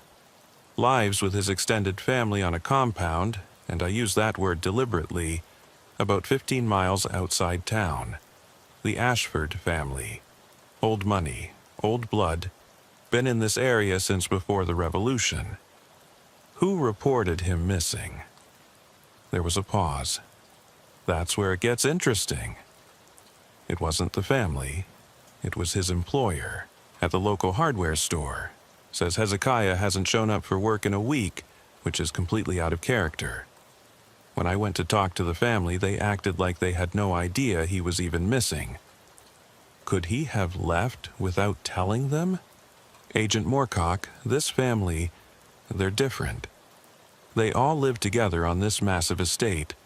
We're talking about 14 adults and 6 children, all related by blood or marriage. They claim Hezekiah is visiting relatives in Ohio, but when I asked for contact information, they got evasive. And there's something else. What? Hezekiah Thorne isn't originally from the family. He married about 5 years ago. Married the patriarch's daughter, Constance. According to the employer, Hezekiah had been acting strange for weeks before he disappeared. Nervous, jumpy, kept talking about how he needed to get out before it was too late. Phineas was already getting dressed, phone wedged between his ear and shoulder. I'll be there by noon, Sheriff. In the meantime, don't approach the family again. If they're involved in his disappearance, we don't want to spook them. The drive to Millbrook County took Phineas through progressively smaller towns and deeper forests. The landscape changed from urban sprawl to agricultural fields to dense woodland that seemed to press in on the narrow roads. By the time he reached the sheriff's office, the temperature had climbed to 92 degrees, and the humidity made the air feel like breathing through a wet cloth. Sheriff Coldwell was a tall, lean man in his 60s with the kind of weathered face that came from decades of outdoor work. He greeted Phineas with a firm handshake and immediately led him to a small conference room where he'd assembled everything they had on Hezekiah Thorne and the Ashford family. Before we get into the details, Coldwell said, I need to give you some context about the Ashfords. They're not just old money, they're old everything.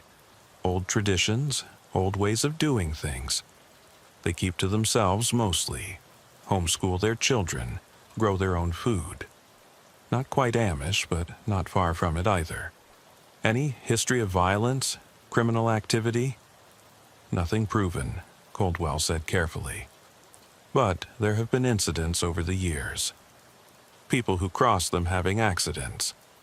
Business competitors who suddenly decided to leave town.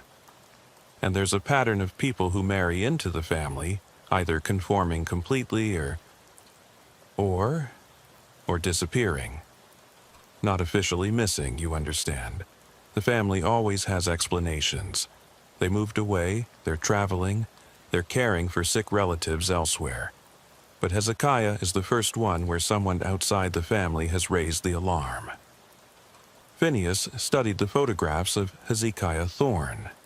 He was a handsome man with dark hair and intelligent eyes, but in the more recent photos there was something haunted about his expression. Tell me about the patriarch. Zebedee Ashford, Coldwell said, pulling out another photograph. The man in the picture was perhaps 70 years old, with a full white beard and piercing blue eyes that seemed to stare right through the camera. He's the absolute authority in that family. His word is law. Has 4 sons, Mordecai, Josiah, Ephraim, and Nathaniel, all in their 40s and 50s.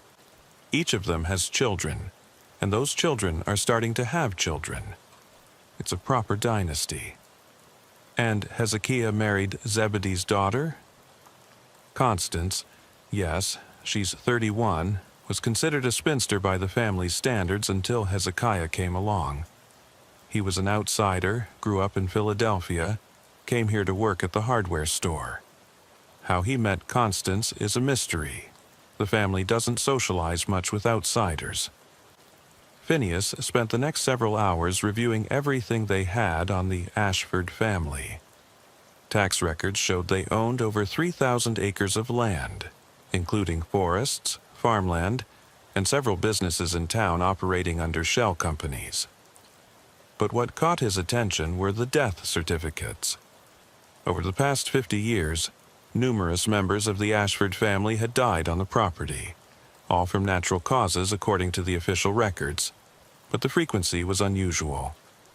"I want to visit the compound," Phineas said finally. Coldwell looked uncomfortable. "They don't take kindly to uninvited visitors.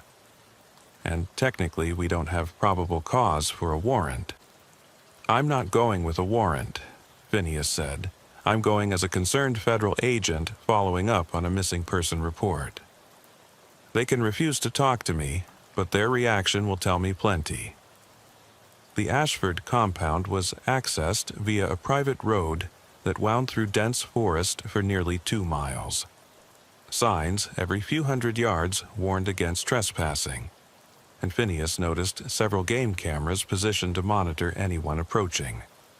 The forest eventually opened into a clearing containing what could only be described as a small village.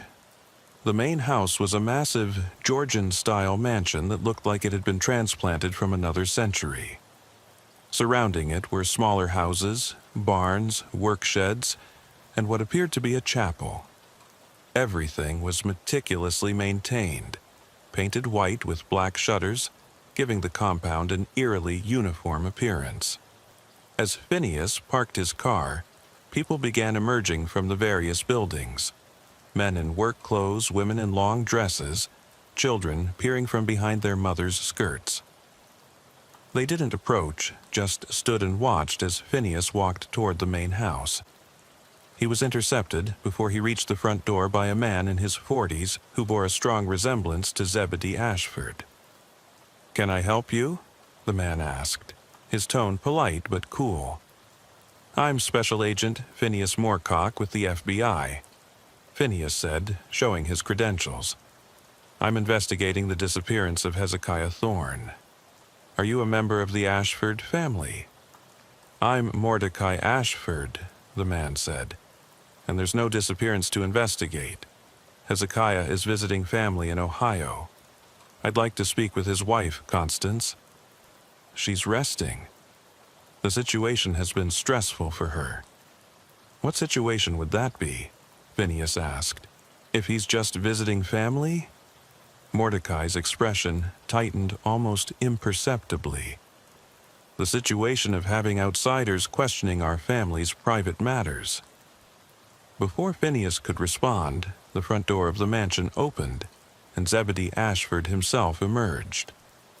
Despite his age, he moved with surprising vigor, descending the porch steps with the confidence of a much younger man. Up close, his presence was even more commanding, those blue eyes sharp and calculating. "Agent Moorcock," Zebedee said, somehow knowing his name without being told. "I understand you're concerned about our Hezekiah. I appreciate the diligence, but I assure you he's perfectly safe." "Then you won't mind providing me with contact information so I can verify that," Phineas said. "I'm afraid that won't be possible," Zebedee said smoothly. "The relatives he's visiting are particular about their privacy. Religious reasons, you understand.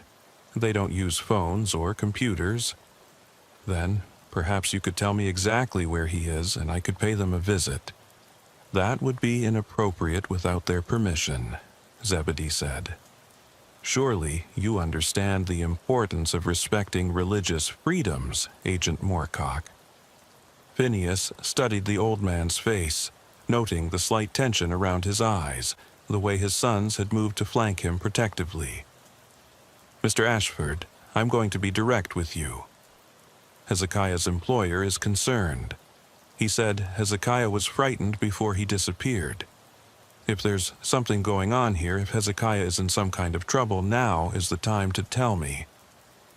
"The only trouble," Zebedee said, his voice taking on a harder edge, "is that Hezekiah has been filling his head with modern nonsense.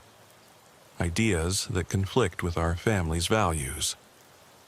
Sometimes a man needs time away to reflect on what's truly important. When he returns, I'm sure he'll have a clearer perspective."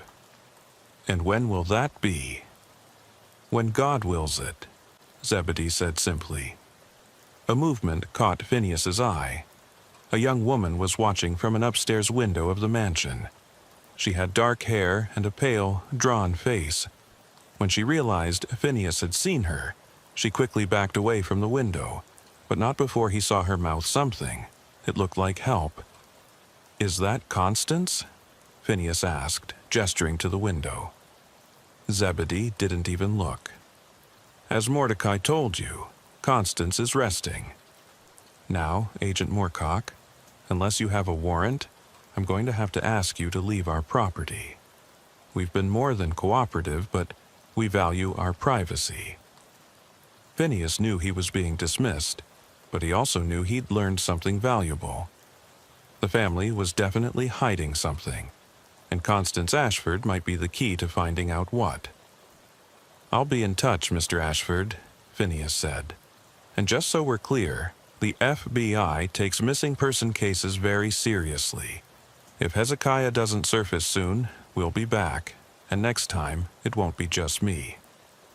"We have nothing to hide," Zebedee said, but there was something in his tone that suggested otherwise. "Good day, Agent Moorcock."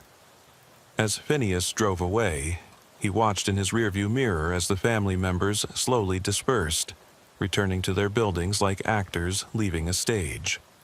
The whole encounter had felt choreographed, rehearsed. Every word, every movement calculated to present a specific image. Back at the sheriff's office, Phineas immediately began making calls.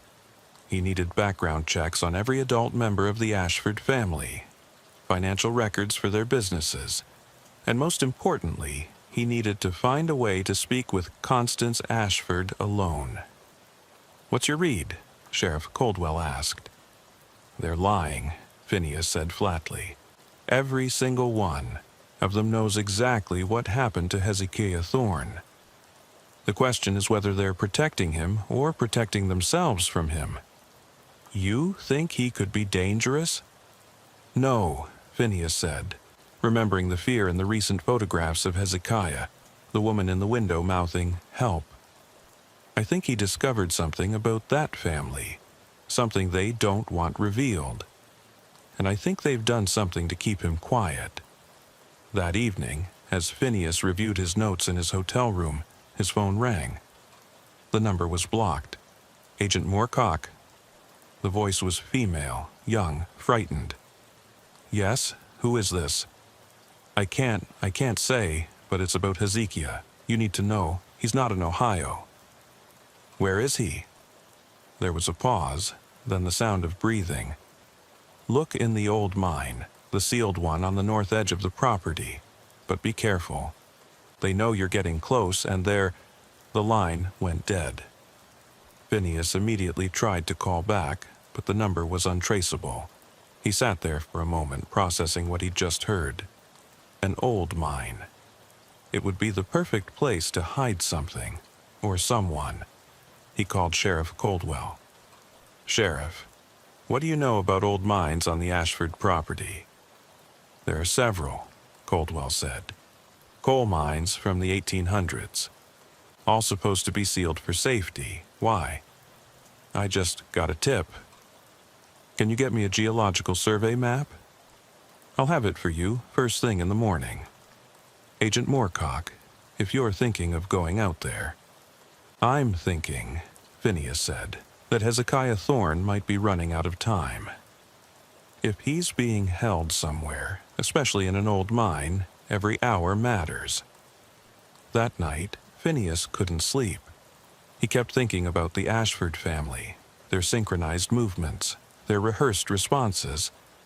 It reminded him of something, a case he'd worked years ago involving a cult in Montana. The same defensive unity, the same practiced deception. But this felt different. Older, more deeply rooted. He got up and opened his laptop, searching for historical records about the Ashford family. What he found made his blood run cold. Over the past 2 centuries, there had been dozens of disappearances associated with the family. People who had worked for them, married into the family, or simply gotten too close to their secrets. Most were never officially reported missing. only mentioned in old newspaper articles or personal letters that had found their way into historical archives.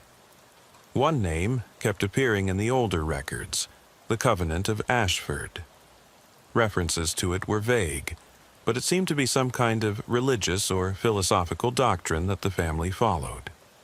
One letter from 1892 described it as a blasphemous perversion of Christianity that places the family bloodline above all else, even God himself. Phineas was so absorbed in his research that he almost didn't notice the sound outside his hotel room door. A soft scratching, like someone trying to pick the lock. He quietly reached for his service weapon, moving silently toward the door. The scratching stopped, and he heard footsteps moving away down the hallway. He yanked open the door, weapon raised, but the hallway was empty. However, there was something on the floor where someone had been standing. A dead raven, its neck twisted at an unnatural angle, and beneath it, a note written in spidery handwriting. "Stop looking, or join Hezekiah in the dark." Phineas didn't sleep that night. He sat in a chair facing the door, weapon within reach, studying the dead raven and the note. The handwriting was old-fashioned, the kind taught in schools a century ago. The paper itself felt aged, yellowed at the edges despite apparently being written recently. Everything about the Ashford family seemed to exist outside of normal time. At first light, he met Sheriff Coldwell at the station. The sheriff took one look at the dead bird and his face went pale. "That's an old warning in these parts," Coldwell said. "Goes back to the colonial days. Dead raven means death is watching you. My grandmother used to tell stories." "Stories," Phineas prompted, "about the old families, the ones who came here before the Revolution, who brought their own traditions from the old country. She said they had ways of dealing with problems that the law couldn't touch." Phineas spread out the geological survey maps Coldwell had obtained. The Ashford property was marked with several mine shafts, most dating from the 1850s to the 1890s. One in particular caught his attention. The Jeremiah mine on the north edge of the property, sealed in 1894 after a collapse that killed 17 workers. "That's the one," Phineas said, tapping the map. "My informant specifically mentioned the sealed mine on the north edge." "You can't go there without a warrant," Coldwell said, "and no judge is going to sign off based on an anonymous tip and a dead bird." "Then I need more evidence," Phineas said. "Tell me about Constance Ashford. Has she ever been seen in town without family members?" "Never," Coldwell said. "The Ashford women don't go anywhere alone. It's one of their rules. They shop in groups, always accompanied by at least one of the men." "What about medical care? Surely they need to see doctors sometimes." Coldwell shook his head.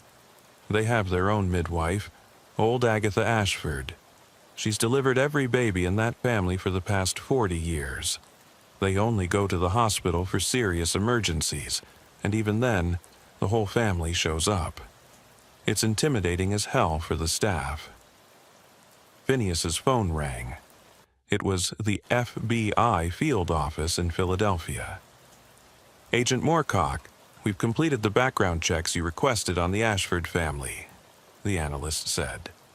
"There are some unusual patterns. Several family members have social security numbers that were issued to people who supposedly died as infants. Others have documentation that doesn't match up.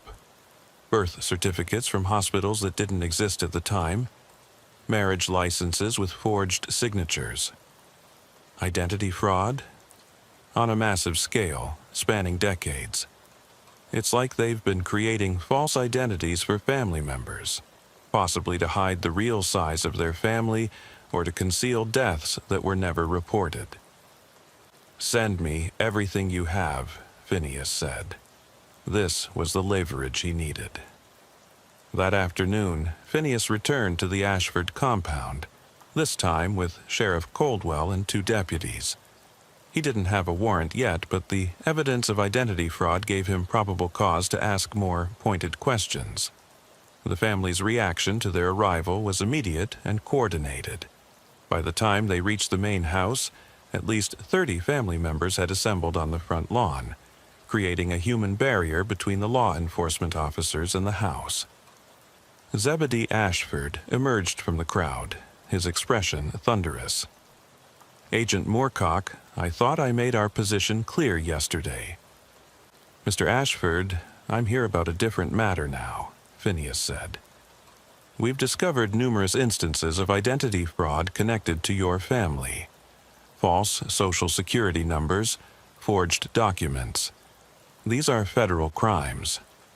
For the first time, Phineas saw uncertainty in the patriarch's eyes. "I don't know what you're talking about." "Then you won't mind if we speak to each family member individually, verify their identities?"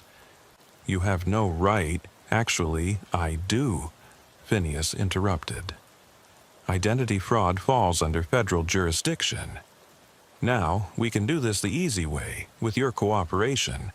Or I can return with a full FBI tactical team and warrants for everyone on this property."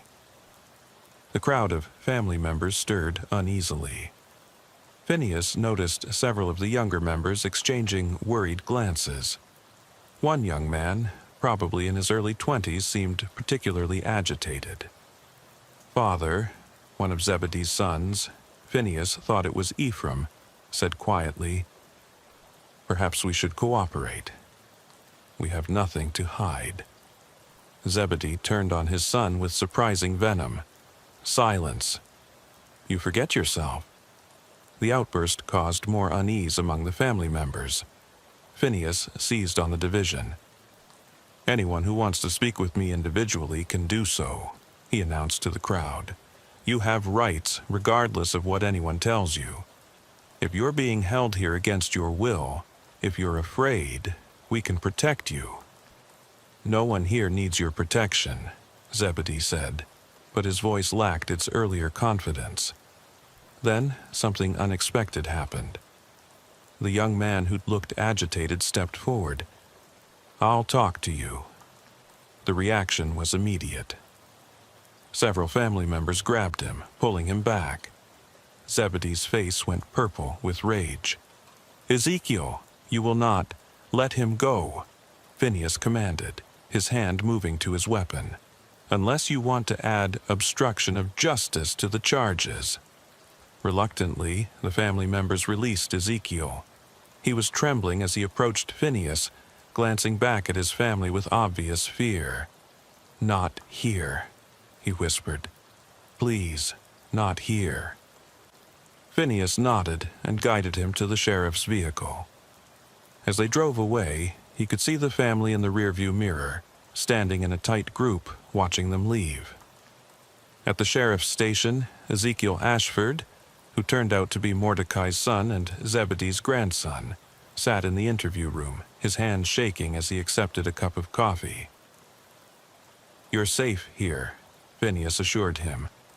"Whatever you tell us stays in this room until you're ready." Ezekiel was quiet for a long moment, then, "Hezekiah is dead." The words hung in the air like a physical presence. Phineas kept his expression neutral, though his heart was racing. "How do you know this?" "Because I helped bury him," Ezekiel whispered, tears starting to stream down his face. "God forgive me, I helped bury him." "Where?" "In the old mine, like you heard." "But he was already dead when we put him there. He'd been dead for 3 days. How did he die?" Ezekiel was sobbing now. "The purification." "He failed the purification." "What is the purification?" It's what happens when someone in the family breaks the covenant. When they threaten to expose our ways to the outside world. Hezekiah wanted to leave, wanted to take Constance with him. He said our ways were evil, that we were all damned. Grandfather couldn't allow it. So Zebedee killed him. Not personally, it's done by the family, the whole family. We all have to participate. or we become the next to be purified. Even the children have to watch, so they learn. Phineas felt sick. You're telling me the entire family participated in murdering Hezekiah Thorne? It's not seen as murder, Ezekiel said. It's seen as salvation.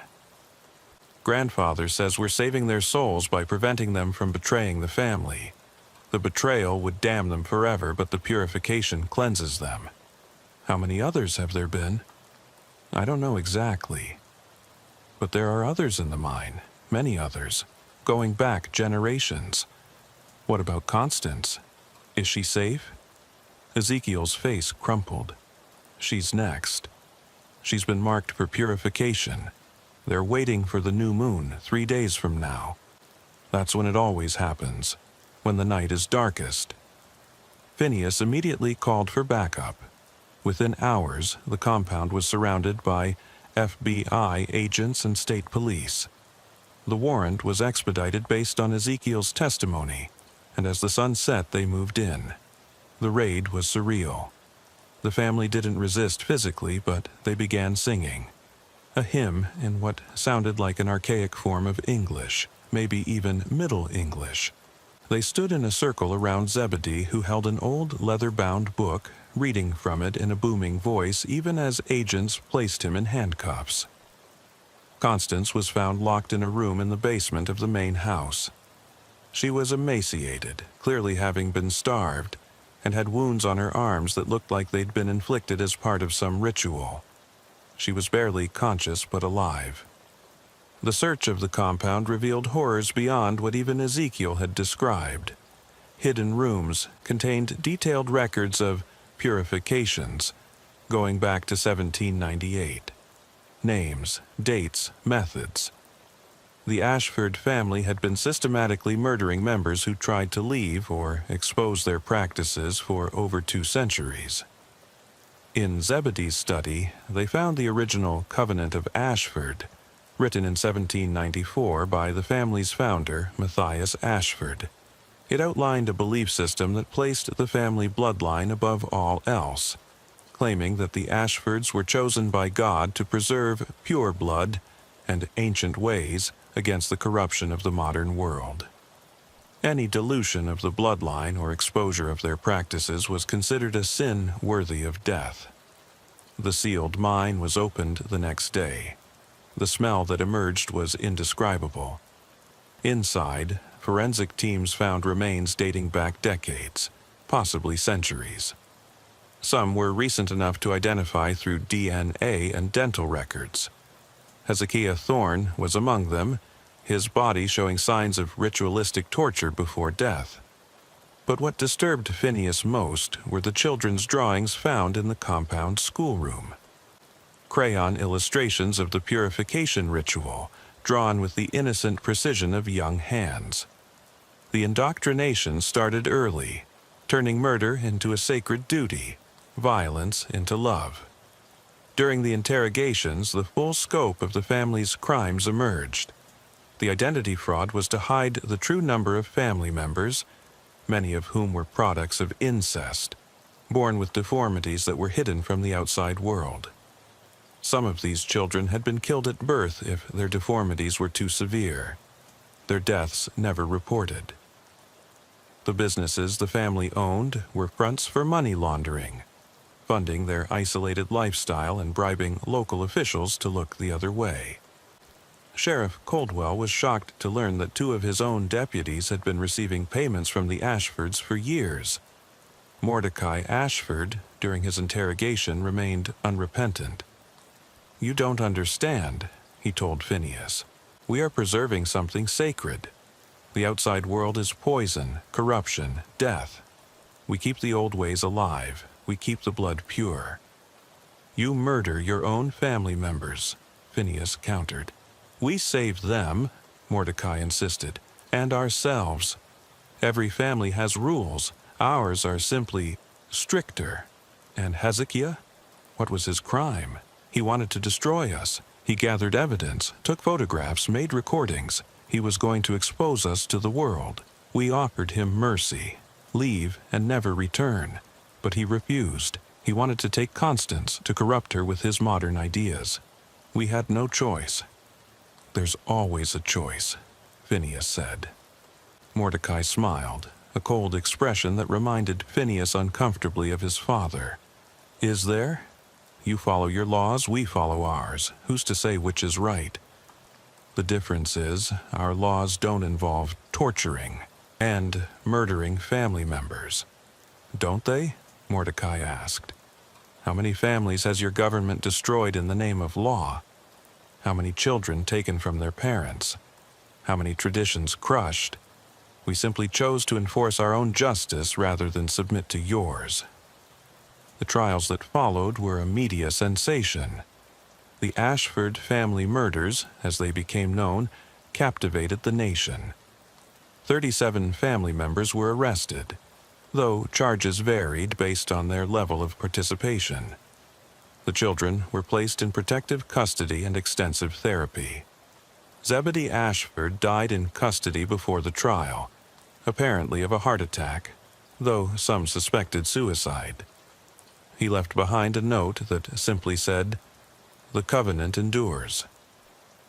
His sons were all convicted of murder and sentenced to life in prison. The women received lesser sentences, with some successfully arguing they had been coerced and brainwashed from birth. The younger generation, like Ezekiel, who had cooperated with authorities, received plea deals in exchange for their testimony. Constance Ashford survived, though she would need years of therapy to process what had happened to her. She revealed that Hezekiah had tried to save not just her, but other family members who wanted to leave. He'd been building a network, planning a mass escape. That's what had triggered the family's violent response. He was brave, she told Phineas during one of their final interviews. Braver than any of us. He knew what they would do to him, but he tried anyway.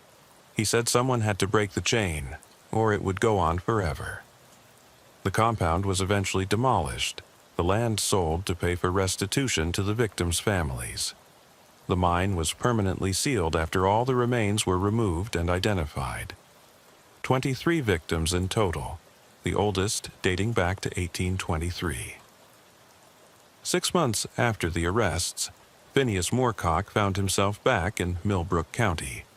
The trials were ongoing, but he'd been called back for a disturbing development. 3 members of the Ashford family who had been in custody had died under mysterious circumstances.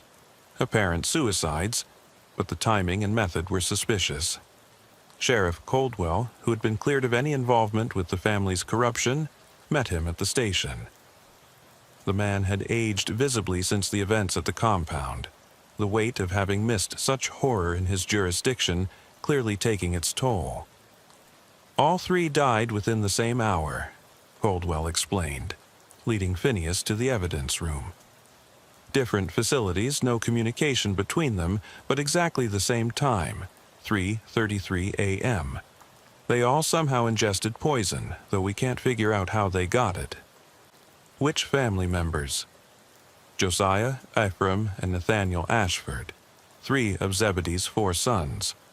Only Mordecai is still alive, and he's in solitary confinement under suicide watch. Phineas examined the toxicology reports. The poison was unusual, a plant-based compound that forensic experts couldn't immediately identify. Have you checked the compound again? What's left of it, yes. But Agent Moorcock, there's something else, something we didn't tell the media. Coldwell pulled out an evidence bag containing 3 pieces of paper. Each had the same message written in what appeared to be blood. The covenant endures. The blood remembers. They were found in the cells after the bodies were removed, Coldwell explained. But here's the thing. The blood doesn't match the deceased. It doesn't match anyone in our database. Phineas felt a chill run down his spine. Are you telling me someone else was in those cells? That's impossible. There's video surveillance, guards every 30 feet. No one went in or out except authorized personnel. Then how do you explain the blood? Coldwell had no answer. That afternoon, Phineas visited Mordecai Ashford in the maximum security facility where he was being held. The man had lost weight, his once robust frame now gaunt, but his eyes still held that unsettling intensity that seemed to be an Ashford family trait. "Your brothers are dead," Phineas told him bluntly. Mordecai showed no surprise. "The covenant demands sacrifice." "Did you know this was going to happen?" "I knew they would fulfill their duty when the time came, as will I when my time arrives." "Who's orchestrating this? Who's given the orders with your father gone?" Mordecai smiled. "You still don't understand. The covenant doesn't need leaders. It exists in our blood, in our bones. Every Ashford carries it within them, even those you think you've saved. The children are in protective custody. They're getting help. You can take the child from the covenant, but you cannot take the covenant from the child," Mordecai said. "They will remember. When they come of age, when the blood calls to them, they will remember their duty. You're talking about indoctrination, psychological conditioning. It can be overcome with proper treatment. Am I?" Mordecai leaned forward. "Tell me, Agent Moorcock, have you checked on young Ezekiel lately? The one who betrayed us?" Phineas hadn't, but the question sent alarm bells ringing in his mind. He immediately called the witness protection team handling Ezekiel. The young man had been relocated to Connecticut, given a new identity, and was supposedly attending college. "He's fine," the handler assured him. "Checked in yesterday. Adjusting well to his new life." But something in Mordecai's smile made Phineas uneasy. He decided to verify personally and drove to Connecticut that evening. The apartment where Ezekiel was supposedly living was empty. Had been for weeks, according to the landlord. The handler, who'd assured Phineas everything was fine, couldn't explain the discrepancy. Security footage showed Ezekiel leaving the building 3 weeks ago and never returning. A nationwide manhunt began immediately, but it was Constance Ashford who provided the crucial lead. She called Phineas from the psychiatric facility where she was recovering. "I've been having dreams," she said, her voice trembling. "Not dreams, memories. Things they did to us as children, things they made us forget. There's another property, Agent Moorcock, one that wasn't on any of the official records." "Where?" "West Virginia, near Harper's Ferry. It's where they took the children for special training, where they taught us the deepest mysteries of the covenant. Ezekiel would go there. If the blood is calling him back, that's where he'd go." The property Constance described was a 100-acre farm, registered under a shell company that the FBI's Financial Crimes Unit had missed. When they arrived with a tactical team, they found not just Ezekiel but 12 other Ashford family members, cousins and distant relatives who hadn't been at the compound during the raid. They were conducting some kind of ceremony in a barn that had been converted into a makeshift temple. The walls were covered with genealogical charts going back centuries, showing the Ashford bloodline and its connections to other families across the country. At the center was Ezekiel, but he was different. His eyes had the same fanatic gleam Phineas had seen in Zebedee's, and he was reading from a book that looked identical to the covenant they'd confiscated. "There are copies," Ezekiel said calmly as he was arrested. "There have always been copies. Hidden, protected, waiting. You can destroy one nest, Agent Moorcock, but the covenant is like a vine. It grows wherever Ashford blood is planted." The investigation that followed revealed the terrifying scope of what they were dealing with. The Ashford family tree extended far beyond what they'd initially discovered. Through generations of strategic marriages and secret adoptions, Ashford blood had spread throughout the region. There were branches of the family operating under different names in 5 states. Some had abandoned the extreme practices of the main family, living relatively normal lives. but others had maintained the traditions, meeting in secret, practicing modified versions of the rituals. It was a network, a hidden culture that had survived for centuries by adapting, hiding, and protecting its own. Dr. Sarah Whitmire, a cult specialist brought in to consult on the case, explained it to Phineas during one of their sessions. What you're dealing with isn't just a criminal family. It's a closed culture with its own language, its own laws, its own understanding of reality.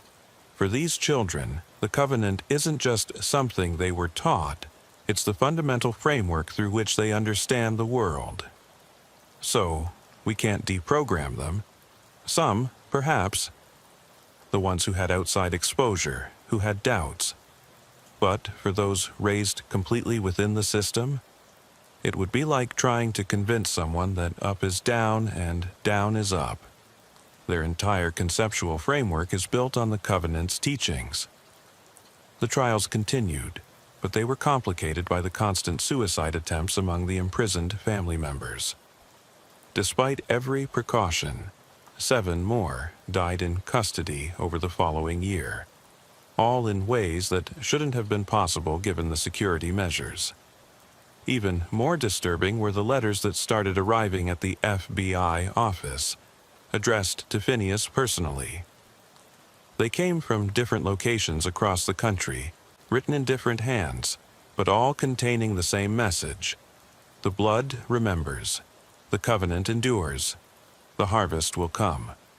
Analysis showed that the letters were from children, Ashford children who had been placed in foster care or adopted after being removed from the compound. Somehow, despite being separated and having no contact with each other, they were all writing the same words. One foster mother in Oregon called in a panic.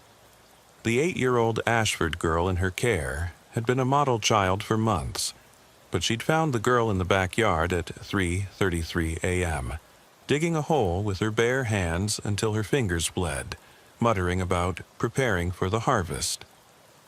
A couple in Minnesota reported that their adopted Ashford son, age 10, had started building what he called the remembering place in their basement.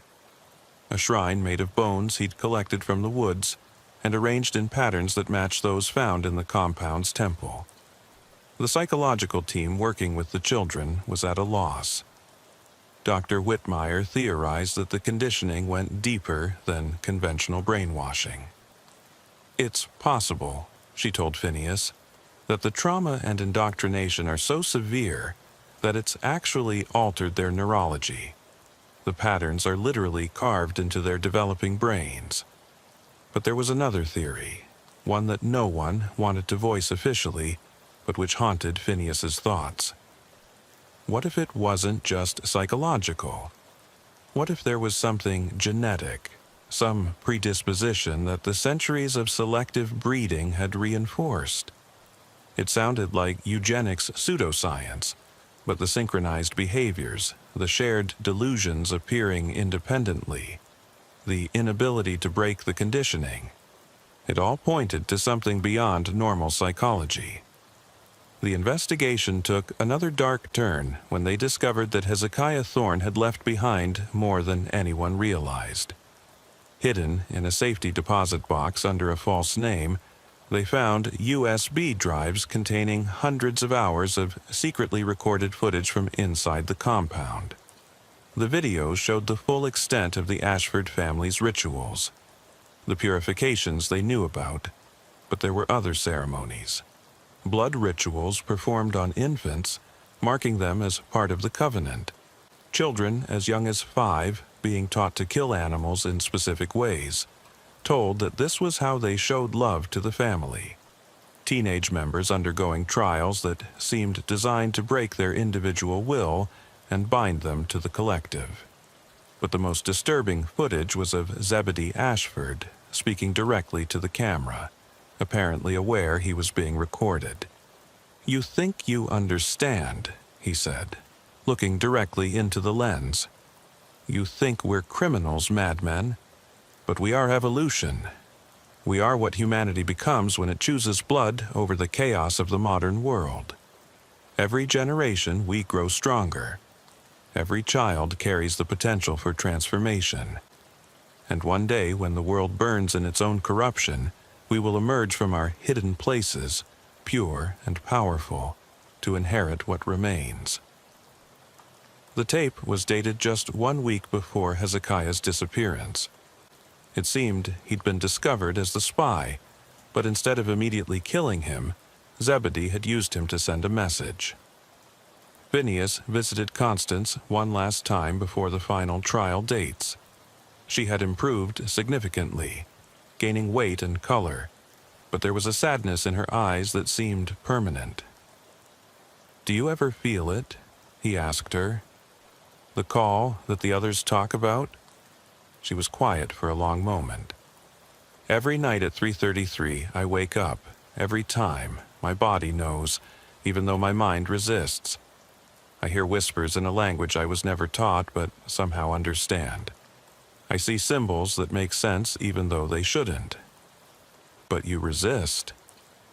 "Because of Hezekiah," she said. "He showed me there was another way." "But, Agent Moorcock, I'm fighting against something that's part of me. It's in my blood, in my genes, in the very structure of my brain. Every day is a choice to resist, and some days—" She trailed off, but Phineas understood. The Ashford family hadn't just committed crimes. They'd created a self-perpetuating system of horror that might take generations to fully eliminate, if it could be eliminated at all. The final trials concluded with 29 convictions for murder, with sentences ranging from 20 years to life. But even as the legal system declared victory, Phineas knew the real battle was just beginning. Somewhere out there, in small towns and rural communities across the country, other branches of the family tree were growing, hidden, waiting. 2 years had passed since the Ashford trials concluded, and Phineas Moorcock had tried to move on to other cases. But the Ashford file remained open on his desk, growing thicker with each passing month as new reports trickled in from across the country. Mysterious disappearances in communities with historical Ashford connections. Foster families reporting disturbing behavior from Ashford children. And always, always, the letters arriving at 3:33 a.m. according to the postal timestamps. It was a cold December morning when Sheriff Coldwell called with news that would drag Phineas back into the nightmare he'd tried to leave behind. "Agent Moorcock." Coldwell's voice was strained. "You need to come back to Millbrook County. We've found something at the old compound site." "I thought that land was sold and developed." "The development was delayed due to environmental concerns. Last week, a geological survey team was checking the stability of the old mine shafts, and they found another level, one that we missed during the original investigation." Phineas arrived in Millbrook County that afternoon to find the compound site transformed into an archaeological dig. FBI forensic teams were working alongside historians and anthropologists, carefully excavating what appeared to be a much older structure beneath the sealed mine. "It predates the mine by at least a century," the lead archaeologist, Dr. Benjamin Harwick, explained.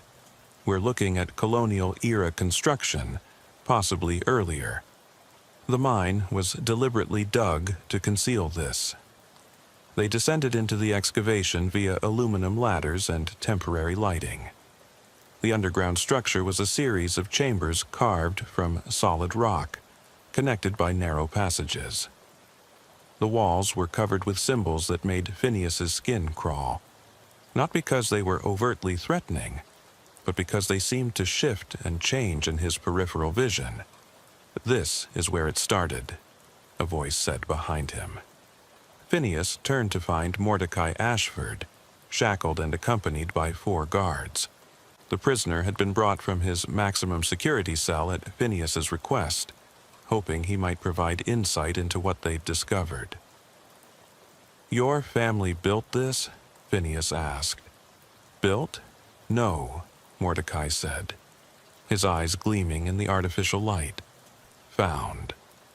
Matthias Ashford, our founder, was led here in 1794 by dreams. He said God showed him this place in visions, but when he arrived, it was already ancient. Who built it originally? Does it matter? What matters is what happened here.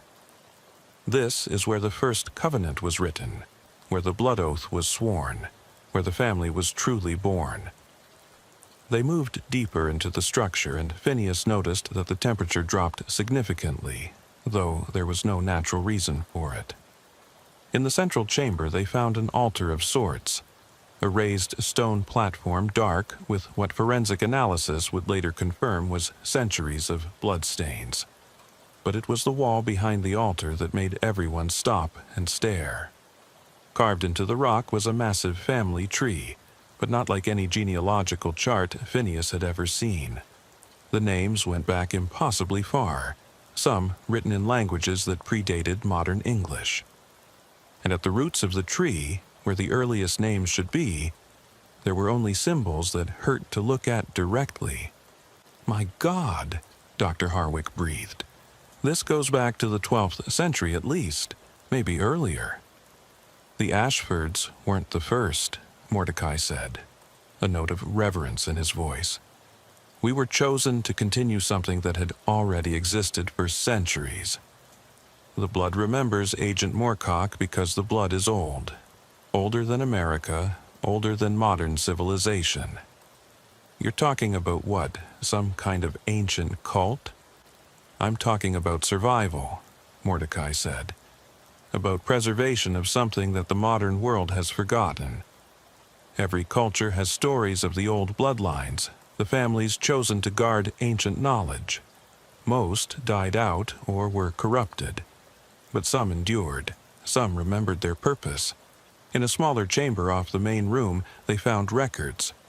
Hundreds of leather-bound volumes, remarkably preserved in the dry, cold air.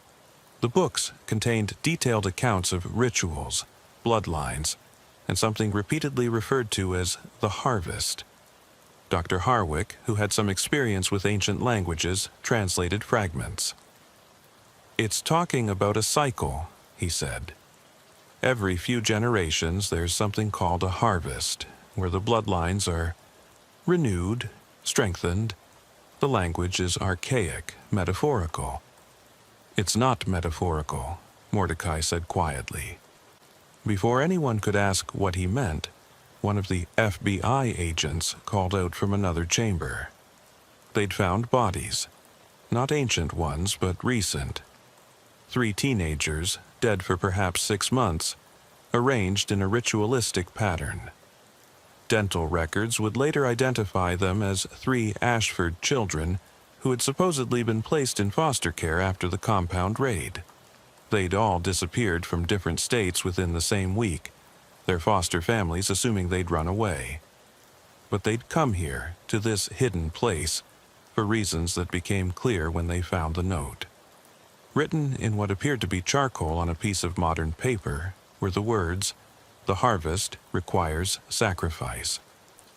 We offer ourselves willingly so the blood may endure. Tell our brothers and sisters 333 approaches." "What happens at 333? Phineas demanded, turning to Mordecai. But Mordecai had gone pale, genuinely shocked for the first time since his arrest. "They started it. Without the elders, without proper preparation, they started the harvest." "What is the harvest?" It's the renewal. Every 49 years, the bloodlines gather. The strongest are chosen to continue. The weak are culled, and the blood is renewed through ritual and sacrifice. But it has to be done properly, with the right words, the right timing, or what? Or it corrupts. It turns inward. The blood becomes poison instead of power. Over the next weeks, reports began coming in from around the country. Ashford family members in custody were falling ill with a mysterious condition that doctors couldn't explain. Their blood was literally changing composition, producing toxins that attacked their own organs. 7 died before medical intervention could even be attempted. The foster children were affected too, though differently. They began experiencing what psychiatrists initially diagnosed as shared psychotic episodes, but the symptoms were unlike anything in the medical literature. They would speak in unison, despite being in different locations, reciting names and dates that corresponded to entries in the ancient books found in the underground chambers. Constance Ashford, who had been recovering well, suddenly relapsed. She was found in her room at 3:33 a.m., having carved symbols into her own flesh with her fingernails, symbols that matched those in the underground chamber, symbols she claimed she'd never seen before. "It's in me," she told Phineas, tears streaming down her face. "I thought I could fight it, but it's getting stronger. Every generation that passes, every child that's born, it gets stronger. Hezekiah was wrong. We can't break the chain, we are the chain. The CDC was brought in when the mysterious illness spread beyond the Ashford family. Several FBI agents who had spent extensive time in the underground chambers began experiencing symptoms.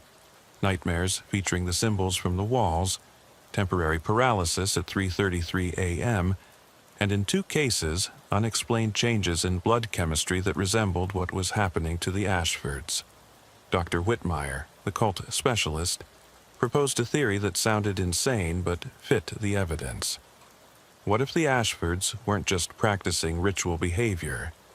What if they were maintaining some kind of containment? What if the rituals, as horrible as they were keeping something in check? "You're suggesting the murders were somehow protective?" Phineas asked incredulously. "I'm suggesting that we may have interrupted something we don't understand." Every culture has practices that seem barbaric from the outside, but serve a function within their worldview. If the Ashfords believed they were containing something through their rituals, and we've stopped those rituals. She didn't need to finish. The implications were clear and terrifying. The decision was made to seal the underground chambers permanently. The area was filled with concrete. The land was purchased by the federal government, and it was designated as a permanent no-access zone. But it was too late. On December 21st, the winter solstice, at exactly 3:33 a.m., every surviving member of the Ashford bloodline experienced the same phenomenon. Witnesses described it differently. Some said they convulsed, others said they spoke in tongues. Still others claimed they briefly transformed into something else. But all agreed that something fundamental changed in that moment. When it was over, the mysterious illness stopped. The foster children became calm, almost serene. The imprisoned family members stopped their suicide attempts. But they all shared the same message when questioned. The harvest is complete. The blood remembers. The cycle begins again. Phineas visited Mordecai one last time before retiring from the FBI, the stress and inexplicable nature of the case having taken too great a toll. "What really happened?" he asked. "What is the harvest?" Mordecai looked older, frailer, but also somehow more at peace. "You wouldn't believe me if I told you. Your modern mind couldn't accept it. But I'll say this. My family preserved something ancient, something that exists whether we acknowledge it or not. You thought you were stopping monsters, but you were destroying guardians." "Guardians of what?" "Of the boundary," Mordecai said. "Between what humanity is and what it could become if certain forces were unleashed. The blood rituals, the purifications, even the murders, they were all part of maintaining that boundary, and now it's broken. You're saying we're all in danger?" "I'm saying the next 49 years will show whether humanity can survive without the old guardians. The Ashford bloodline will endure. It always has. But our role has changed. We're no longer the keepers of the boundary. We're the inheritors of whatever comes through it." Phineas left that meeting deeply disturbed. He compiled his final report, recommending continued monitoring of all known Ashford descendants and periodic checks of the sealed underground chamber. But he knew it was largely futile. Whatever the Ashford family had been guarding against or maintaining, that responsibility had been irreversibly disrupted. In his retirement, Phineas tried to forget about the case, but reminders were everywhere. News reports of unexplained phenomena that matched patterns from the Ashford records. Missing persons cases with circumstances eerily similar to the family's historical victims. And always the letters that continued to arrive at his home, despite his address being confidential. The last letter he received before his death, from natural causes, the coroner insisted, though it happened at 3:33 a.m., contained only one line: "You freed us, Phineas Moorcock.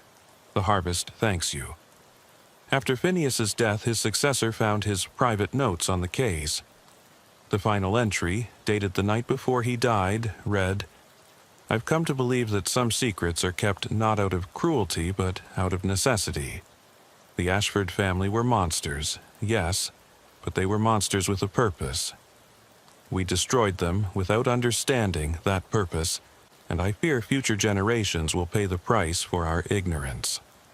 The Ashford children grew up, despite all therapeutic intervention, to be strange, isolated adults. They didn't commit crimes, didn't gather in groups, didn't practice the old rituals. But they all, independently, began having children at unusual rates. By 2045, there were over 300 known individuals carrying Ashford blood, scattered across the country. And they all, without exception, woke at 3:33 a.m. every night, staring at something only they could see, waiting for something only they understood. The FBI still maintains a task force dedicated to monitoring Ashford family descendants.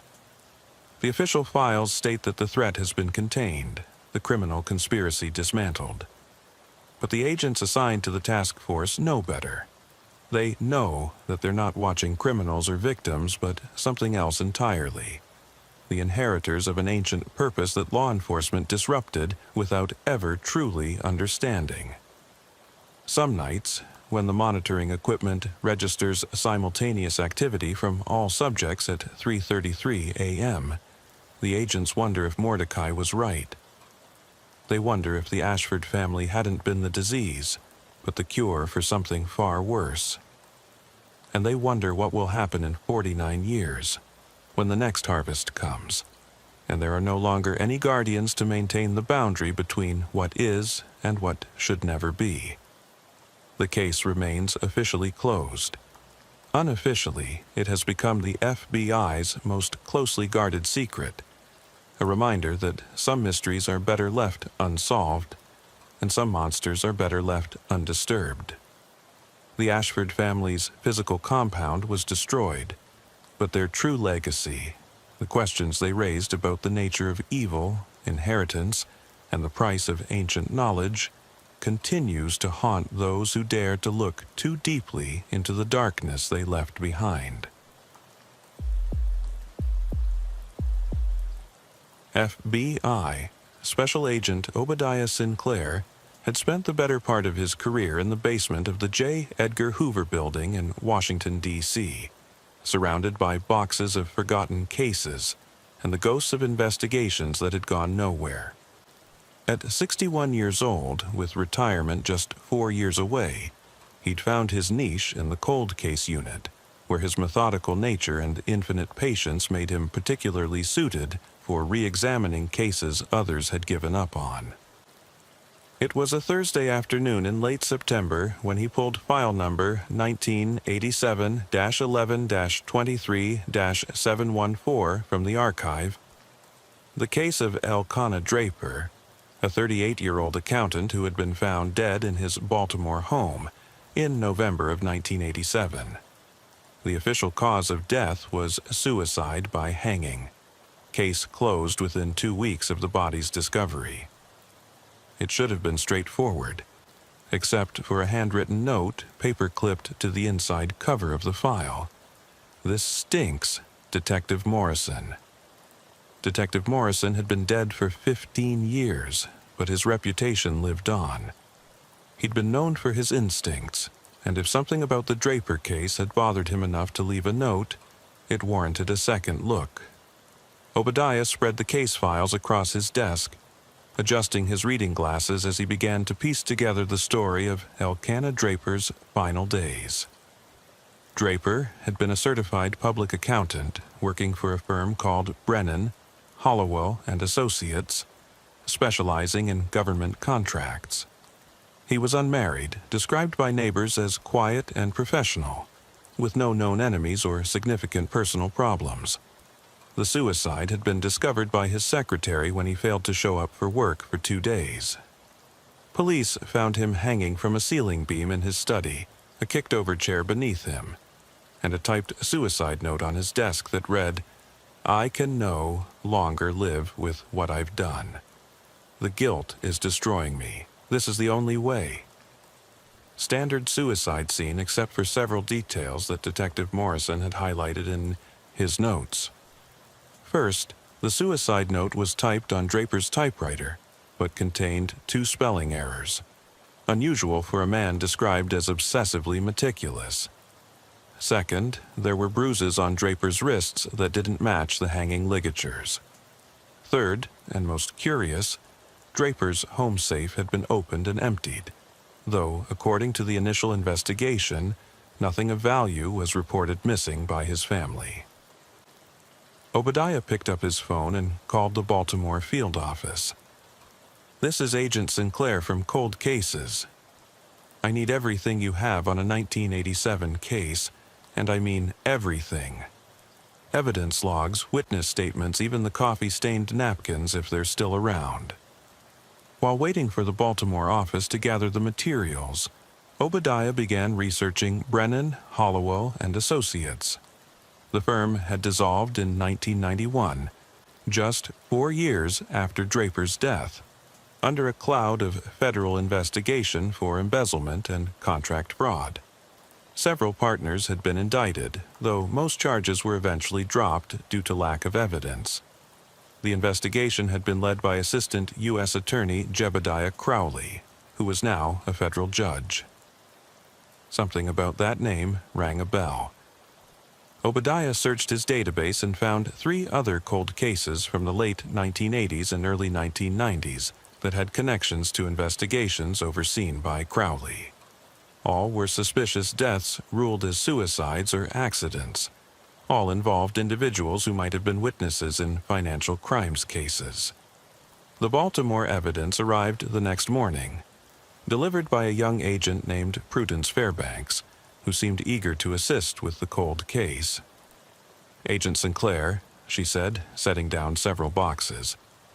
"I pulled everything we had, plus some additional materials from the Baltimore PD archives. There's something you should know. I found a second note from Detective Morrison hidden in the evidence log. He was building his own file on this case before he died." The note was more detailed than the first. "Draper called me 3 days before his death. Said he had information about financial crimes involving federal contracts, millions of dollars being siphoned through ghost companies. He was supposed to meet me the day after he died. Someone knew." Obadiah felt the familiar tingle that came when a cold case started to warm up. "Agent Fairbanks, how would you like to assist me on this investigation?" Her eyes lit up. "I'd be honored, sir." They spent the next week reconstructing Elkanah Draper's life. Through old bank records and correspondence, they discovered that Draper had been quietly documenting financial irregularities at his firm for months before his death. He'd opened a safety deposit box at a bank in Delaware, outside his usual sphere of activity, just 2 weeks before he died. The bank still existed, and remarkably, the safety deposit box had been paid for in advance through 2010. When it wasn't renewed, the contents had been moved to the bank's long-term storage. With a court order, Obadiah and Fairbanks retrieved the box's contents. hundreds of pages of financial documents, copied checks, and a detailed journal in Draper's handwriting. The journal was damning. Draper had discovered that his firm was billing the government for services never rendered, using a complex network of the shell companies to hide the fraud. The scheme involved multiple defense contracts worth over $30 million. Serious money in 1987. But more shocking were the names Draper had identified as being involved in the conspiracy. Along with partners at his firm, he implicated 2 FBI agents, a congressman, and Assistant U.S. Attorney Jebediah Crowley. Crowley wasn't investigating the fraud, Fairbanks said, reading through the documents. He was part of it. He was controlling the investigation to protect the conspirators. And now he's a federal judge with a lifetime appointment, Obadiah said grimly. This is why Draper had to die. He wasn't just a witness. He had documentary proof. They decided to proceed carefully. Accusing a sitting federal judge of murder and corruption wasn't something done lightly. They needed more evidence, and they needed to understand the full scope of what they were dealing with. Obadiah reached out to retired FBI agents who had worked in the Baltimore office in 1987. Most claimed to remember nothing about the Draper case, but one, Agent Cornelius Metcalf, now 78 and living in Florida, agreed to meet with them. I remember Elkanah Draper, Metcalf said, sitting on his porch overlooking the Gulf of Mexico. Good man. Came to us with concerns about his firm. We were building a case, had him wearing a wire, gathering evidence. Then suddenly, word came down from above to drop it. National security, they said, need-to-know basis, and we didn't need to know. Who gave that order? Obadiah asked. Metcalf was quiet for a moment. Deputy Director Harold Blackstone. But here's the thing. Blackstone died in a car accident 2 weeks after Draper's supposed suicide. Single car, ran off the road into a tree. No skid marks, no mechanical problems found. The pattern was becoming clear. Everyone who had tried to expose or investigate the fraud had met untimely ends. But why had Detective Morrison survived as long as he did? The answer came from Morrison's widow, whom they tracked down in a nursing home in Annapolis. My husband was paranoid after the Draper case, she said. Made copies of everything, hid them in different places. Said if anything happened to him, someone would find the truth eventually. He died of cancer, Agent Sinclair, but he always believed they gave it to him somehow. Said they were playing a long game. Do you know where he hid these copies? He gave me one location, made me memorize it. Said if the right person ever came asking about Draper, I should tell them. She leaned forward. Unit 47, Chesapeake Storage on Route 50. The key is taped under the 3rd step of our old house, 1423 Maple Street, Baltimore. We sold it in 2001, but Tommy said he made sure the key would stay hidden. The storage unit hadn't been opened in over 15 years. Inside, they found Morrison's shadow investigation. Photographs, recorded conversations, financial documents, and most crucially a cassette tape labeled ED11 1987. They played the tape in Obadiah's office. Elkanah Draper's voice, nervous but determined, filled the room. Detective Morrison, if you're hearing this, it means I'm probably dead. They know I've been talking to you. I've seen cars following me. My phone makes strange noises. And yesterday, someone broke into my office but didn't take anything. They were sending a message. The conspiracy goes higher than I thought. Jebediah Crowley isn't just taking bribes, he's orchestrating the whole thing. He has people in the FBI, the U.S. Attorney's Office, even Congress. They're not just stealing money. They're selling classified defense information to foreign buyers. I have proof hidden in my safety deposit box in Delaware. If they kill me, they'll make it look like suicide or an accident. Please, don't let them get away with it." The recording was made 4 days before Draper's death. Obadiah now had enough to take to his superiors, but he needed to be strategic. Judge Crowley had been on the bench for over 20 years, with powerful connections throughout the justice system. One wrong move and the investigation would be shut down, and Obadiah might end up like Draper and Blackstone. He decided to start with the financial trail. Using modern forensic accounting techniques unavailable in 1987, Fairbanks traced the movement of the embezzled funds. The trail led to offshore accounts in the Cayman Islands and Switzerland, some of which were still active. More importantly, she found patterns of deposits that coincided with specific government contract awards, creating a clear correlation between the fraud and the payoffs. But as they dug deeper, strange things began happening. Obadiah's computer was hacked, though the FBI's cybersecurity team couldn't determine how. His car developed mysterious mechanical problems that his mechanic couldn't explain. Fairbanks reported being followed by unmarked vehicles. Someone was watching them, trying to intimidate them into dropping the investigation. The breakthrough came from an unexpected source. Obadiah received a call from a woman identifying herself as Martha Hollowell, daughter of Bernard Hollowell, one of the partners at Draper's firm who had died in 1991. "My father left me a letter to be opened on my 40th birthday," she said. "It was last month. In it, he confessed to being part of the conspiracy that killed Elkanah Draper. He named names, Agent Sinclair, including the person who actually carried out the murder. They met Martha at a coffee shop in suburban Maryland. She was nervous, constantly checking over her shoulder, but she handed over her father's letter. It was 12 pages of detailed confession, including an account of the night Draper died. According to Bernard Hollowell, the murder had been carried out by a professional killer hired through Crowley's criminal connections. They had staged it to look like suicide, down to the typed note and the kicked-over chair.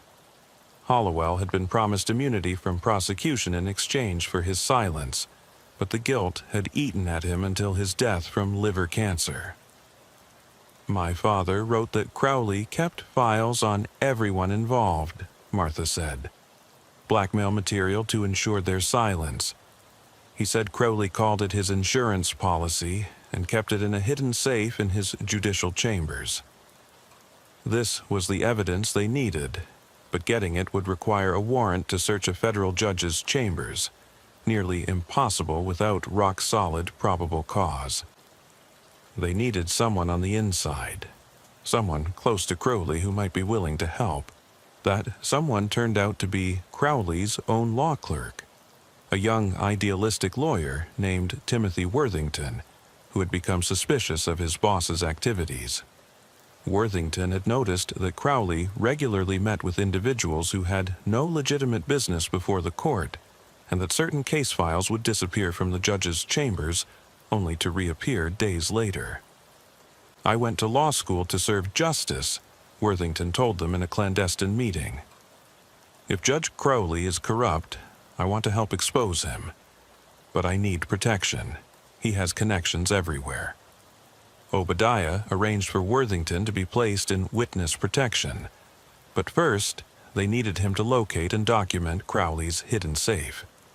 It took 3 weeks of careful observation, but Worthington finally found it, hidden behind a false panel in Crowley's private bathroom, protected by a biometric lock that required Crowley's fingerprint to open. The operation to access Judge Crowley's hidden safe required meticulous planning. Timothy Worthington had to obtain Crowley's fingerprint without arousing suspicion, and they had a narrow window. Crowley would be attending a judicial conference in Boston for 3 days, leaving his chambers relatively unguarded. Worthington managed to lift a clear print from a glass paperweight Crowley handled daily, using a technique the FBI's forensic team had taught him. They created a silicone replica that would fool the biometric scanner, at least long enough to access the safe's contents. On a cold Tuesday evening in October, while Crowley was 500 miles away, Worthington entered the judge's chambers using his legitimate access. Obadiah and Fairbanks waited in a van outside, monitoring through a wire Worthington wore. The building's security cameras had been temporarily disabled by an FBI cyber team under the pretext of routine maintenance. "I'm at the bathroom panel," Worthington whispered. "Applying the print now." There was a soft beep, then the sound of mechanical movement. "It's open." "Jesus Christ, there's a lot in here." "Document everything," Obadiah instructed. "Photographs first, then grab whatever originals you can." For the next hour, Worthington photographed hundreds of documents, bank records, correspondence, photographs of Crowley with known criminals, and most damning, detailed records of bribes and murders for hire, including the contract for Elkanah Draper's death. Crowley had kept meticulous records of his crimes, apparently believing his position made him untouchable. "There's something else," Worthington said. "A ledger with current entries. Agent Sinclair, he's still active. The last entry is from 2 weeks ago, a payment of $300,000 from something called Prometheus LLC. "Grab it all," Obadiah said. "We're pulling you out now." As Worthington was leaving the building, Obadiah's phone rang. It was Deputy Director Margaret Blackwood from FBI headquarters. "Agent Sinclair," her voice was tense, "I just received a call from Judge Crowley. He knows about your investigation. He's claiming harassment and is threatening to file a formal complaint. You need to stand down immediately." "Ma'am, we have evidence that Crowley is involved in murder and corruption." "I don't care what you think you have. This ends now. Report to my office tomorrow morning." The line went dead. Obadiah and Fairbanks exchanged worried glances. Someone had tipped off Crowley, and now the institutional powers were mobilizing to shut down the investigation. "We need to move fast," Obadiah said, "before they can bury this." They drove Worthington to a safe house, then returned to FBI headquarters. Working through the night, they compiled everything they had into a comprehensive report. The evidence was overwhelming. Financial records, audio recordings, witness testimonies, and now Crowley's own documents. But Obadiah knew that evidence alone wasn't enough when the suspect had power and connections. At 3 a.m., Fairbanks made a discovery that changed everything. "Prometheus LLC, I found it. It's a defense contractor with ties to several Congressional Appropriations Committee members. They've been funneling money to Crowley in exchange for favorable rulings in cases involving government contracts." It's not just historical corruption, Obadiah realized. It's ongoing, current, which means there are people in power right now who have a vested interest in keeping this buried. What do we do? Obadiah made a decision that would likely end his career. We go to the press. If we try to pursue this through official channels, it'll be killed. But if we make it public, they can't stop it. They contacted Rebecca Thornfield, an investigative journalist with the Washington Post who had a reputation for exposing government corruption. They met her in a parking garage, a cliché, but effective for avoiding surveillance. "This is explosive," Thornfield said, reviewing the documents. "But I need corroboration. One source isn't enough for something this big." "We have multiple sources," Obadiah said.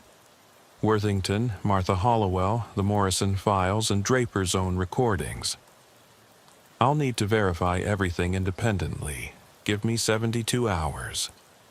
Those 72 hours were the longest of Obadiah's career. He was called into meeting after meeting with increasingly senior officials, all pressuring him to drop the investigation. His access to FBI databases was restricted. His gun and badge were temporarily confiscated pending an internal review. It was clear that Crowley's influence reached deep into the Justice Department. On the second day, Obadiah received an anonymous call at his home. The voice was disguised, but the message was clear. "You have a nice family, Agent Sinclair. Your daughter Sarah teaches at Lincoln Elementary. Your grandson Jake walks home from school alone. It would be a shame if something happened to them." Obadiah immediately arranged for his family to leave town, sending them to stay with relatives in Canada.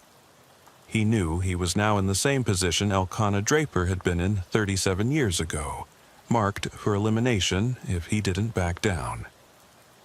But backing down wasn't in Obadiah's nature. He'd spent his career pursuing justice, and he wasn't going to stop now, not when he was this close. He arranged to meet with Thornfield earlier than planned, giving her everything they had, including recordings of the threats he'd received. On the morning of the third day, as Obadiah was preparing for what he assumed would be his termination meeting with Deputy Director Blackwood, news broke. The Washington Post published a front-page exposé. Federal judge implicated in decades-old murder and ongoing corruption scheme. The story was meticulously detailed, with documentary evidence reproduced in the paper and more available online. Within hours, it was picked up by every major news outlet. Social media exploded with outrage. Congressional representatives called for immediate investigations. Judge Crowley tried to respond, holding a press conference where he denied all allegations and claimed he was the victim of a conspiracy. But as he spoke, FBI agents were already executing search warrants at his home and office. Warrants that had been impossible to obtain just days earlier, but were now politically necessary. The search revealed even more than Worthington had found. A second safe in Crowley's home contained cash, gold, and documents related to dozens of other crimes. There were photographs of Crowley meeting with known organized crime figures, recordings of him discussing bribes, and most shocking, a detailed plan for Obadiah's accidental death, scheduled for the following week. Crowley was arrested that afternoon, charged with conspiracy to commit murder, racketeering, bribery, and obstruction of justice. As he was led away in handcuffs, he passed Obadiah in the courthouse hallway. "You have no idea what you've done," Crowley hissed. "The people I work for don't forgive. They don't forget. You've signed your own death warrant." "Maybe," Obadiah replied. "But at least Elkanah Draper will finally have justice." The investigation expanded rapidly. Crowley's records led to the arrest of 12 other individuals, including 2 current FBI agents, a congressman, and several corporate executives. The network of corruption that had been operating for decades was finally exposed. But the victories came with a cost. Timothy Worthington, despite being in witness protection, was found dead in his safe house, officially ruled a suicide but bearing the same suspicious circumstances as Draper's death. Martha Hollowell disappeared entirely, leaving behind only a note saying she feared for her life. Agent Fairbanks was nearly killed in a suspicious car accident that left her hospitalized for months. Obadiah himself became a target. 3 attempts were made on his life in the 6 months following Crowley's arrest. His home was burned down in an electrical fire. His car's brakes failed on a mountain road. A gunman opened fire on him in a grocery store parking lot, missing only because an off-duty police officer intervened. The trial of Jebediah Crowley was a spectacle. He maintained his innocence throughout, claiming he was being framed by a conspiracy of left-wing activists and corrupt FBI agents. His defense team, paid for by unknown benefactors, was the best money could buy. They challenged every piece of evidence, questioned every witness's credibility, and painted Obadiah as a rogue agent with a personal vendetta.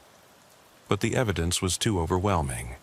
The jury deliberated for just 6 hours before returning a guilty verdict on all counts.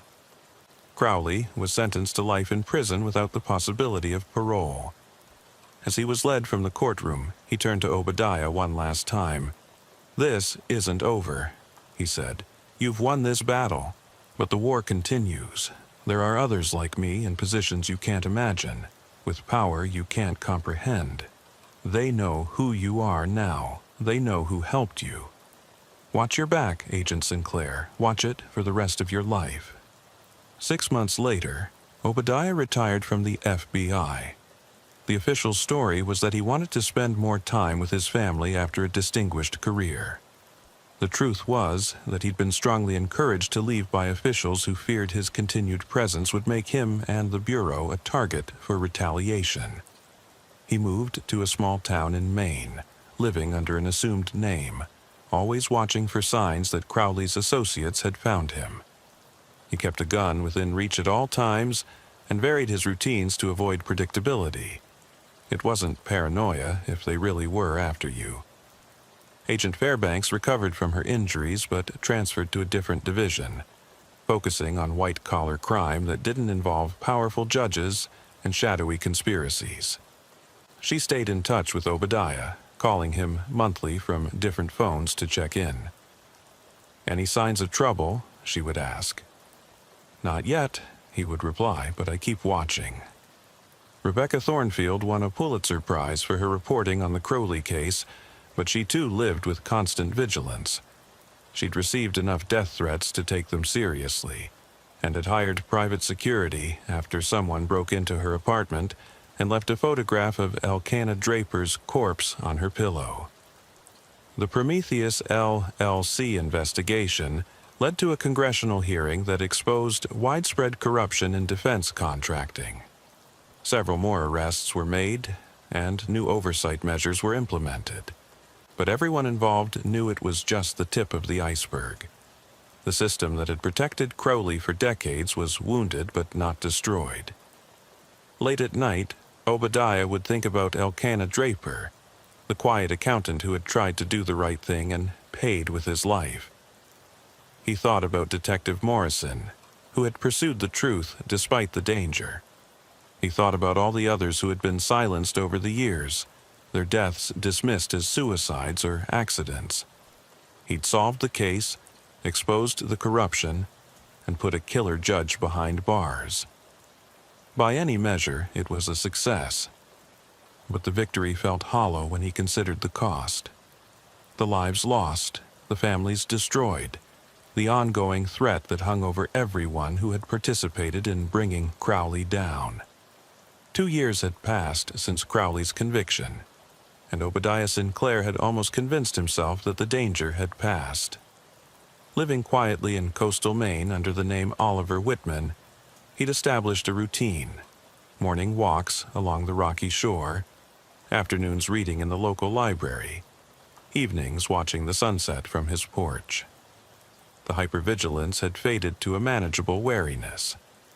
That changed on a foggy November morning when he found an envelope under his door. No postmark, no return address, just his real name written in careful script: Agent Obadiah Sinclair. Inside was a single photograph: Elkanah Draper's grave, freshly decorated with flowers. On the back, someone had written, "He wasn't the first. You won't be the last." Obadiah immediately contacted Fairbanks through their secure channel. She was now working in the Seattle office, having transferred as far from D.C. as possible. "They've found me," he said simply. "Get out," she replied.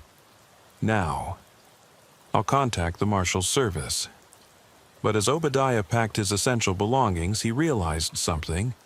He was tired of running. 63 years old, forced into hiding for doing his job, living in fear of shadows that might or might not be coming for him. Maybe it was time to stop being the prey and start being the hunter again. Instead of fleeing, he drove to Boston and checked into a hotel under another false name. From there, he began his own investigation into who had found him and left the photograph. He started with Crowley's visitor logs from federal prison. Crowley had received few visitors. His lawyers, a priest, and one recurring name that stood out, Thaddeus Blackstone. The name was familiar, and after some research, Obadiah discovered why. Thaddeus was the son of Harold Blackstone, the deputy director who had died in a suspicious car accident after Draper's murder. Thaddeus Blackstone was now a successful lobbyist in Washington, representing defense contractors and pharmaceutical companies. On paper, he was legitimate, but Obadiah's instincts told him otherwise. This was the connection to Crowley's network, the next generation carrying on the corruption. Obadiah reached out to Rebecca Thornfield, the journalist who had broken the original story. She was still investigating threads from the Crowley case, following money trails that led to increasingly powerful figures. "Thaddeus Blackstone," she said when they met in a Boston cafe. "I've been watching him. For months. He's smart, careful. Nothing directly criminal, but he's connected to 3 senators and at least 5 federal judges. If he's part of this, he's learned from Crowley's mistakes." "He's the one who found me," Obadiah said. "I'm sure of it." "Then you're in danger. Real danger. These people don't send warnings unless they're ready to follow through." "I know. That's why I need your help. We exposed one layer of this corruption, but there are more. Crowley talked about others in positions of power. I think Blackstone is organizing them." Thornfield pulled out a tablet, showing Obadiah her research.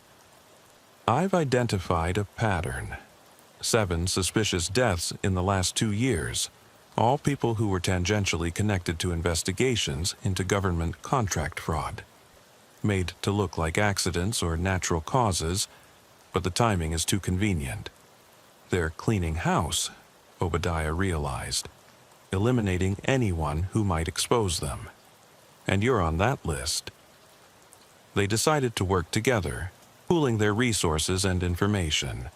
Thornfield had journalistic protection and public visibility that made her a harder target.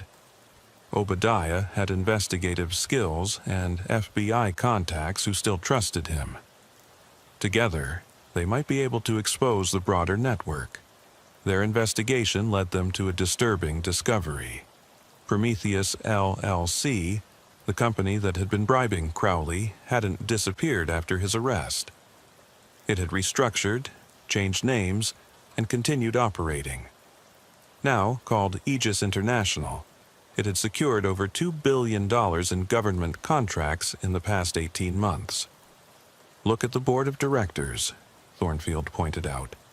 "Half of them have connections to the original conspiracy. They've regrouped, adapted. And Thaddeus Blackstone? He lobbied for every one of their contracts. He's the facilitator, the one who connects the corrupt officials with the corporations willing to pay. They needed proof, something concrete that would stand up in court. Obadiah suggested a risky plan. He would come out of hiding, make himself a target, and see who came after him. With proper surveillance and preparation, they might be able to catch the assassins and trace them back to whoever hired them." "That's suicide," Thornfield protested. "It's the only way," Obadiah countered. "They think I'm just a scared old man hiding in Maine." "Let them come." Against her better judgment, Thornfield agreed to help. They set up surveillance equipment in a rental house in Portsmouth, New Hampshire, close enough to Maine that Obadiah's reappearance there would seem natural. Thornfield hired private security, former military operators who specialized in protection and counter-surveillance. Obadiah returned to his Maine town, deliberately showing himself in public, using his real name at the grocery store, mentioning to the chatty librarian that he was a retired FBI agent. Word would spread, and eventually it would reach the right ears. It took 2 weeks. Obadiah was walking his usual morning route along the shore when he noticed them. 2 men who didn't belong, trying too hard to look like tourists. He continued his walk, leading them away from populated areas to a stretch of beach that appeared isolated, but where Thornfield's security team was positioned. The attack came quickly. One man approached from the front, asking for directions, while the other circled behind. They were professionals moving with practiced coordination, but they weren't expecting resistance, and they definitely weren't expecting the 3 former Navy SEALs who emerged from concealed positions. The fight was brief but violent. One attacker was subdued quickly, but the other pulled a gun, firing twice before being tackled. One bullet grazed Obadiah's shoulder. The other hit one of the security operators in the vest. When it was over, both attackers were in custody. The men refused to talk, even when threatened with federal terrorism charges, but their phones provided the breakthrough. Encrypted messages led back to a number registered to a shell company that Thornfield traced to Aegis International. "We've got them," she said. "This is conspiracy to commit murder, traced directly back to the company." But when they tried to involve law enforcement, they hit a wall. The U.S. Attorney's Office declined to prosecute, citing insufficient evidence. The FBI claimed they couldn't verify the connection between the attackers and Aegis. It was clear that the corruption ran deeper than they'd imagined. That's when Agent Fairbanks contacted them with urgent news. "Obadiah, I've been digging into personnel records. There's something you need to know. Deputy Director Margaret Blackwood, the one who tried to shut down your investigation, she's Harold Blackstone's sister, Thaddeus's aunt. The pieces fell into place. The Blackstone family had been part of the conspiracy from the beginning. Margaret Blackwood had risen through the FBI ranks, protecting the network from within. When Obadiah had gotten too close, she'd tried to stop him. When that failed, she'd helped coordinate the cover-up. We need to go bigger," Thornfield said. "This isn't just about one company or one family. This is about systematic corruption at the highest levels of government." They compiled everything they had: documents, recordings, financial records, and the testimony of one of the captured assassins who finally agreed to cooperate in exchange for protection. But instead of going to law enforcement, they went to Congress, specifically to Senator Elizabeth Craddock, who chaired the Committee on Governmental Affairs and had a reputation for independence. The closed-door hearing was intense. Obadiah testified for 6 hours, laying out the entire conspiracy from Elkanah Draper's murder to the recent attempt on his life. Thornfield provided supporting documentation. The cooperating assassin, testifying via secure video link, confirmed that he'd been hired by Aegis International through Thaddeus Blackstone. Senator Craddock was appalled but cautious. "This committee will need to proceed carefully.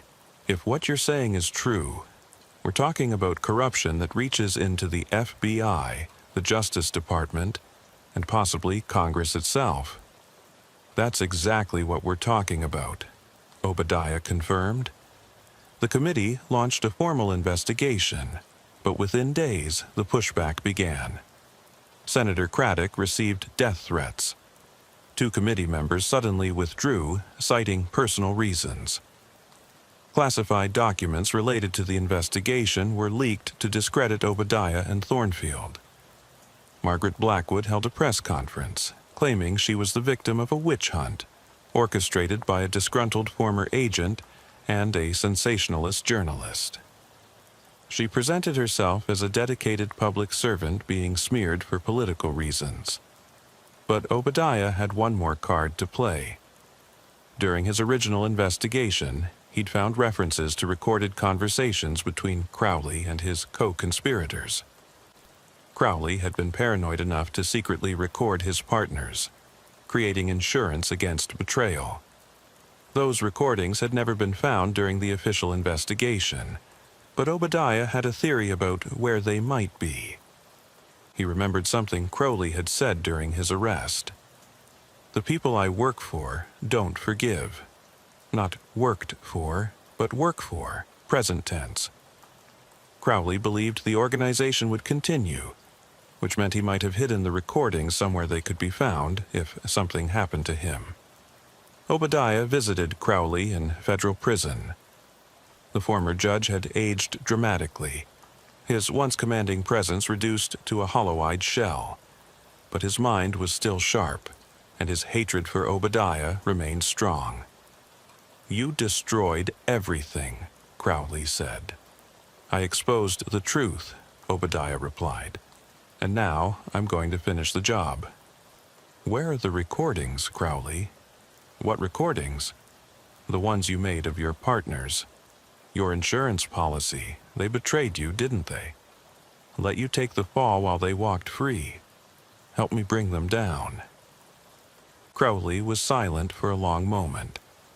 "Why would I help you?" "Because they abandoned you. Because Margaret Blackwood and Thaddeus Blackstone are living free while you rot in here. Because revenge is the only thing you have left." Something shifted in Crowley's expression.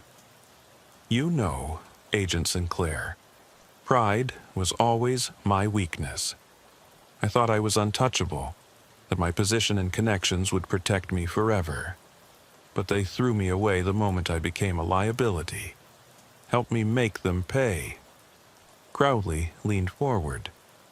"There's a mausoleum in Congressional Cemetery, my family plot. Behind my father's nameplate, there's a hidden compartment. Everything's there, recordings, documents, account numbers, enough to burn them all. Why didn't you use this before?"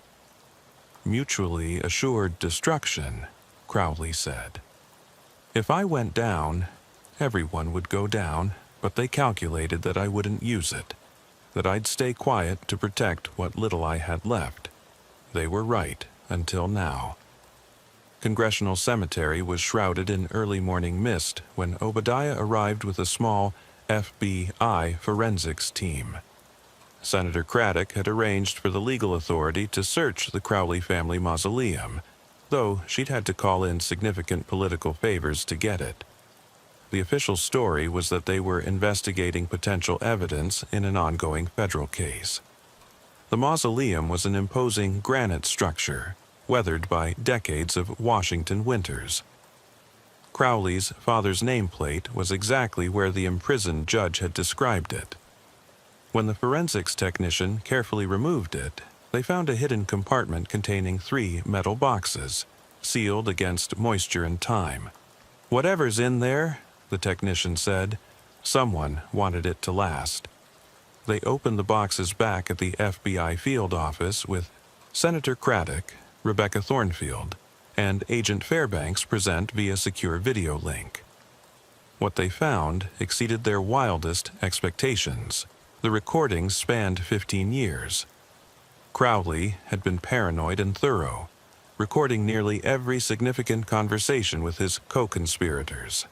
There were hundreds of hours of audio, meticulously labeled and dated. The documents included bank records, contracts, correspondence, and photographs that documented a web of corruption involving 43 current or former government officials. "Listen to this," Obadiah said, playing one recording dated just 6 months before Elkanah Draper's murder. Margaret Blackwood's voice filled the room. "Draper's becoming a problem.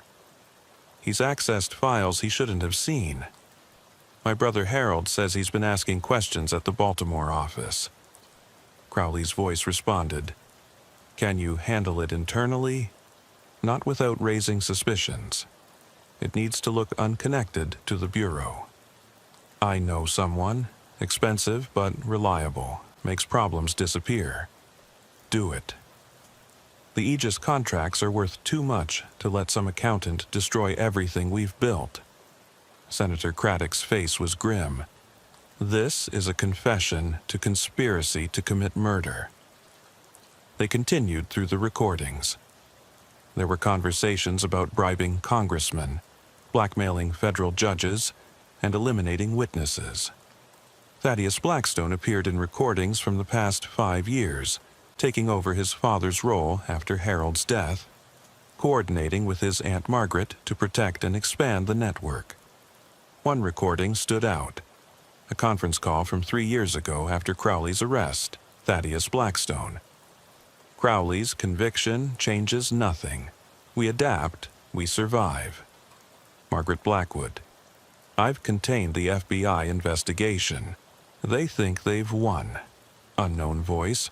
What about Sinclair? Margaret Blackwood. He'll be dealt with when the attention dies down. Patience. Unknown voice. And the recordings Crowley made? Thaddeus Blackstone. He won't use them. Mutual assured destruction. He's smart enough to know that.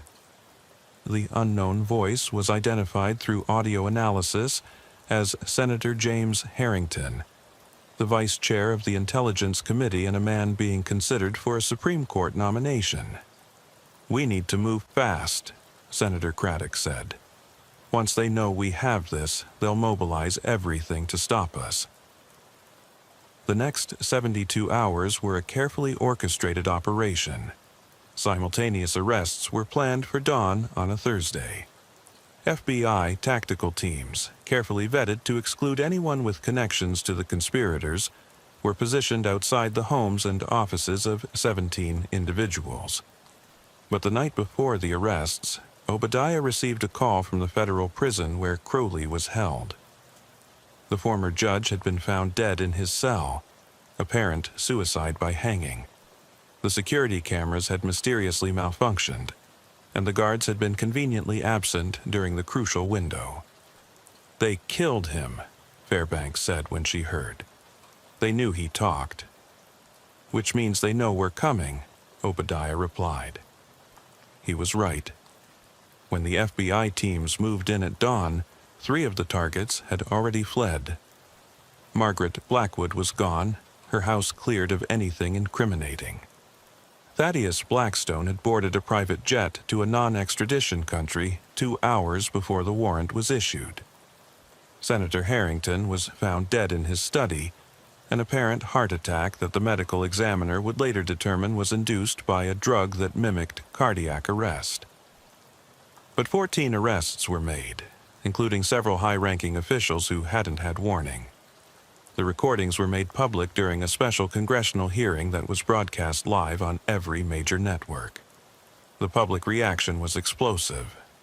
Protests erupted outside the FBI headquarters and the Capitol. The president called for a complete investigation and reform of the federal law enforcement system. 3 more senators resigned in disgrace as their connections to the conspiracy were revealed. Rebecca Thornfield's reporting on the scandal earned her a second Pulitzer, but she paid a price for it. Her apartment was burglarized, her car was vandalized, and she received so many death threats that she had to hire full-time security. She eventually moved to Europe, continuing her investigative work from a distance. Agent Fairbanks was promoted and put in charge of a new anti-corruption task force, though she knew that many of her colleagues viewed her with suspicion, either as a hero or a traitor, depending on their own allegiances. Obadiah testified at dozens of hearings and trials over the following year. Each appearance put him at risk, but he felt he owed it to Elkanah Draper and all the other victims to see justice done. The trials resulted in 26 convictions, with sentences ranging from 10 years to life. But the 3 who had escaped, Margaret Blackwood, Thaddeus Blackstone, and 2 others, remained at large. International arrest warrants were issued, but they had vanished completely, likely protected by the wealth they had accumulated through decades of corruption. 1 year after the arrests, Obadiah was finally able to visit Elkanah Draper's grave openly. He placed flowers, the same type that had been in the threatening photograph, and stood in silent tribute to the accountant whose death had started it all. "You got your justice, Elkanah," he said quietly. "Not complete, not perfect, but more than you had before." As he turned to leave, he noticed a woman watching him from a distance. She approached cautiously, and he recognized her from old photographs, Elkanah's sister, now in her 70s. "Agent Sinclair," she said, "I wanted to thank you. For 37 years, I knew my brother didn't kill himself. Everyone said I was in denial, that I couldn't accept the truth. But I knew Elkanah. He would never have given up." "He didn't give up," Obadiah assured her. "He was murdered for trying to do the right thing, and his courage, even in death, helped expose one of the largest corruption networks in American history." "Will they come after you?" she asked. "The ones who got away?" "Probably," Obadiah admitted. "But I'm done hiding. If they want me, they know where to find me."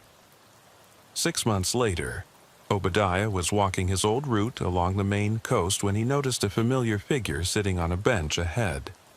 Margaret Blackwood, looking older but still recognizable, dressed in expensive casual clothes that tried too hard to blend in.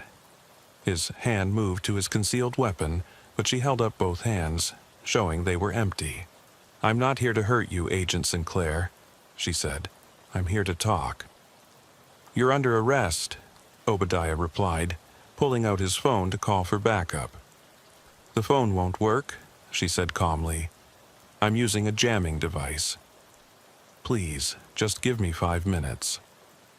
Against his better judgment, Obadiah sat down on the bench, keeping distance between them, his hand still near his weapon. "You won," Blackwood said. "The network is destroyed, the conspirators are in prison or dead. But you need to understand something. We weren't the disease, we were a symptom. You murdered innocent people." "We maintained order," she countered. "Yes, through corrupt means, but order nonetheless. Do you know what's happening now? The power vacuum we left is being filled by worse actors. Foreign influences, extremist groups, corporations with no allegiance to anything but profit." "That doesn't justify what you did." "No, it doesn't. But I want you to know that it wasn't just about money or power. At least not for all of us. Some of us genuinely believed we were protecting America, even if our methods were wrong. Is that supposed to make me sympathize with you? No. It's supposed to make you understand that the real war isn't over. Thaddeus is building something new, something worse. He's learned from our mistakes, no recordings, no paper trails, no vulnerabilities. He's recruiting a new generation, people with no connection to the old network." "Why are you telling me this?" "Because I'm dying," Blackwood said simply. "Pancreatic cancer, stage 4. I have maybe 2 months.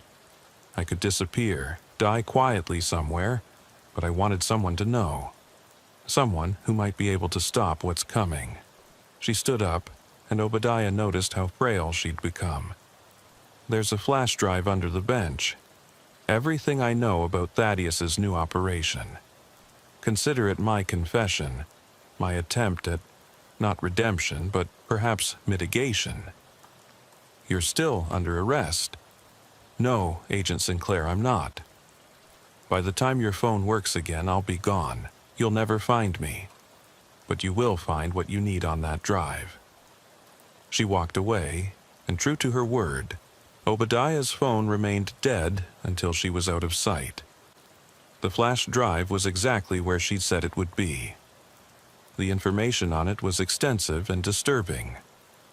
Thaddeus Blackstone had indeed created a new network, learning from the old one's mistakes. It operated like a terrorist cell structure, compartmentalized, with no single person knowing the full scope. They were infiltrating government agencies, corporations, and NGOs, playing a long game that might take decades to fully manifest. Obadiah turned the drive over to Senator Craddock and the FBI, triggering a new investigation. But this enemy was smarter, more careful. Progress was slow, victories few and far between. 3 weeks after their encounter, Obadiah read about Margaret Blackwood's death in a Swiss clinic. The obituary listed her as a retired government employee who had died after a brief illness. No mention of her crimes, her role in the conspiracy, or her final confession. Elkanah Draper's case was officially closed. Justice served to the extent possible. But Obadiah knew the truth. The corruption that had killed Draper was like a hydra. Cut off one head, and two more grew back. The only difference now was that people were watching, aware that such corruption could exist. On the anniversary of Draper's death, Obadiah received one final communication, a letter with no return address, postmarked from Guatemala. Agent Sinclair, you think you've won, but you've only delayed the inevitable. The system you protect is dying, rotting from within. We offered order, control, stability. What comes next will be chaos. But I respect you, in a way. You fought for your principles, misguided as they were. Know that when the collapse comes, when the institutions you trusted fail, we could have prevented it. Enjoy your retirement, you've earned it. But remember, every civilization falls. The only question is who controls the collapse and who builds what comes after. Obadiah burned the letter, but the words stayed with him. He'd solved the case, exposed the conspiracy, brought many to justice. But in quiet moments, usually at 3 a.m. when sleep eluded him, he wondered if Margaret Blackwood and Thaddeus might be right about one thing, that in destroying the old corruption, they'd merely cleared the ground for something worse to grow. The Cold Case Unit received a new mission after the Draper investigation, examining other suspicious deaths from the same era, looking for connections to the network. They found 17 more probable murders, all disguised as suicides or accidents. Each one a person who had tried to expose the truth and paid the ultimate price. Obadiah consulted on these cases from his retirement, becoming the unofficial historian of one of America's darkest chapters. He wrote a book about the investigation, donating all proceeds to a fund for families of corruption victims. The book became required reading at the FBI Academy, a cautionary tale about how power, unchecked, inevitably corrupts.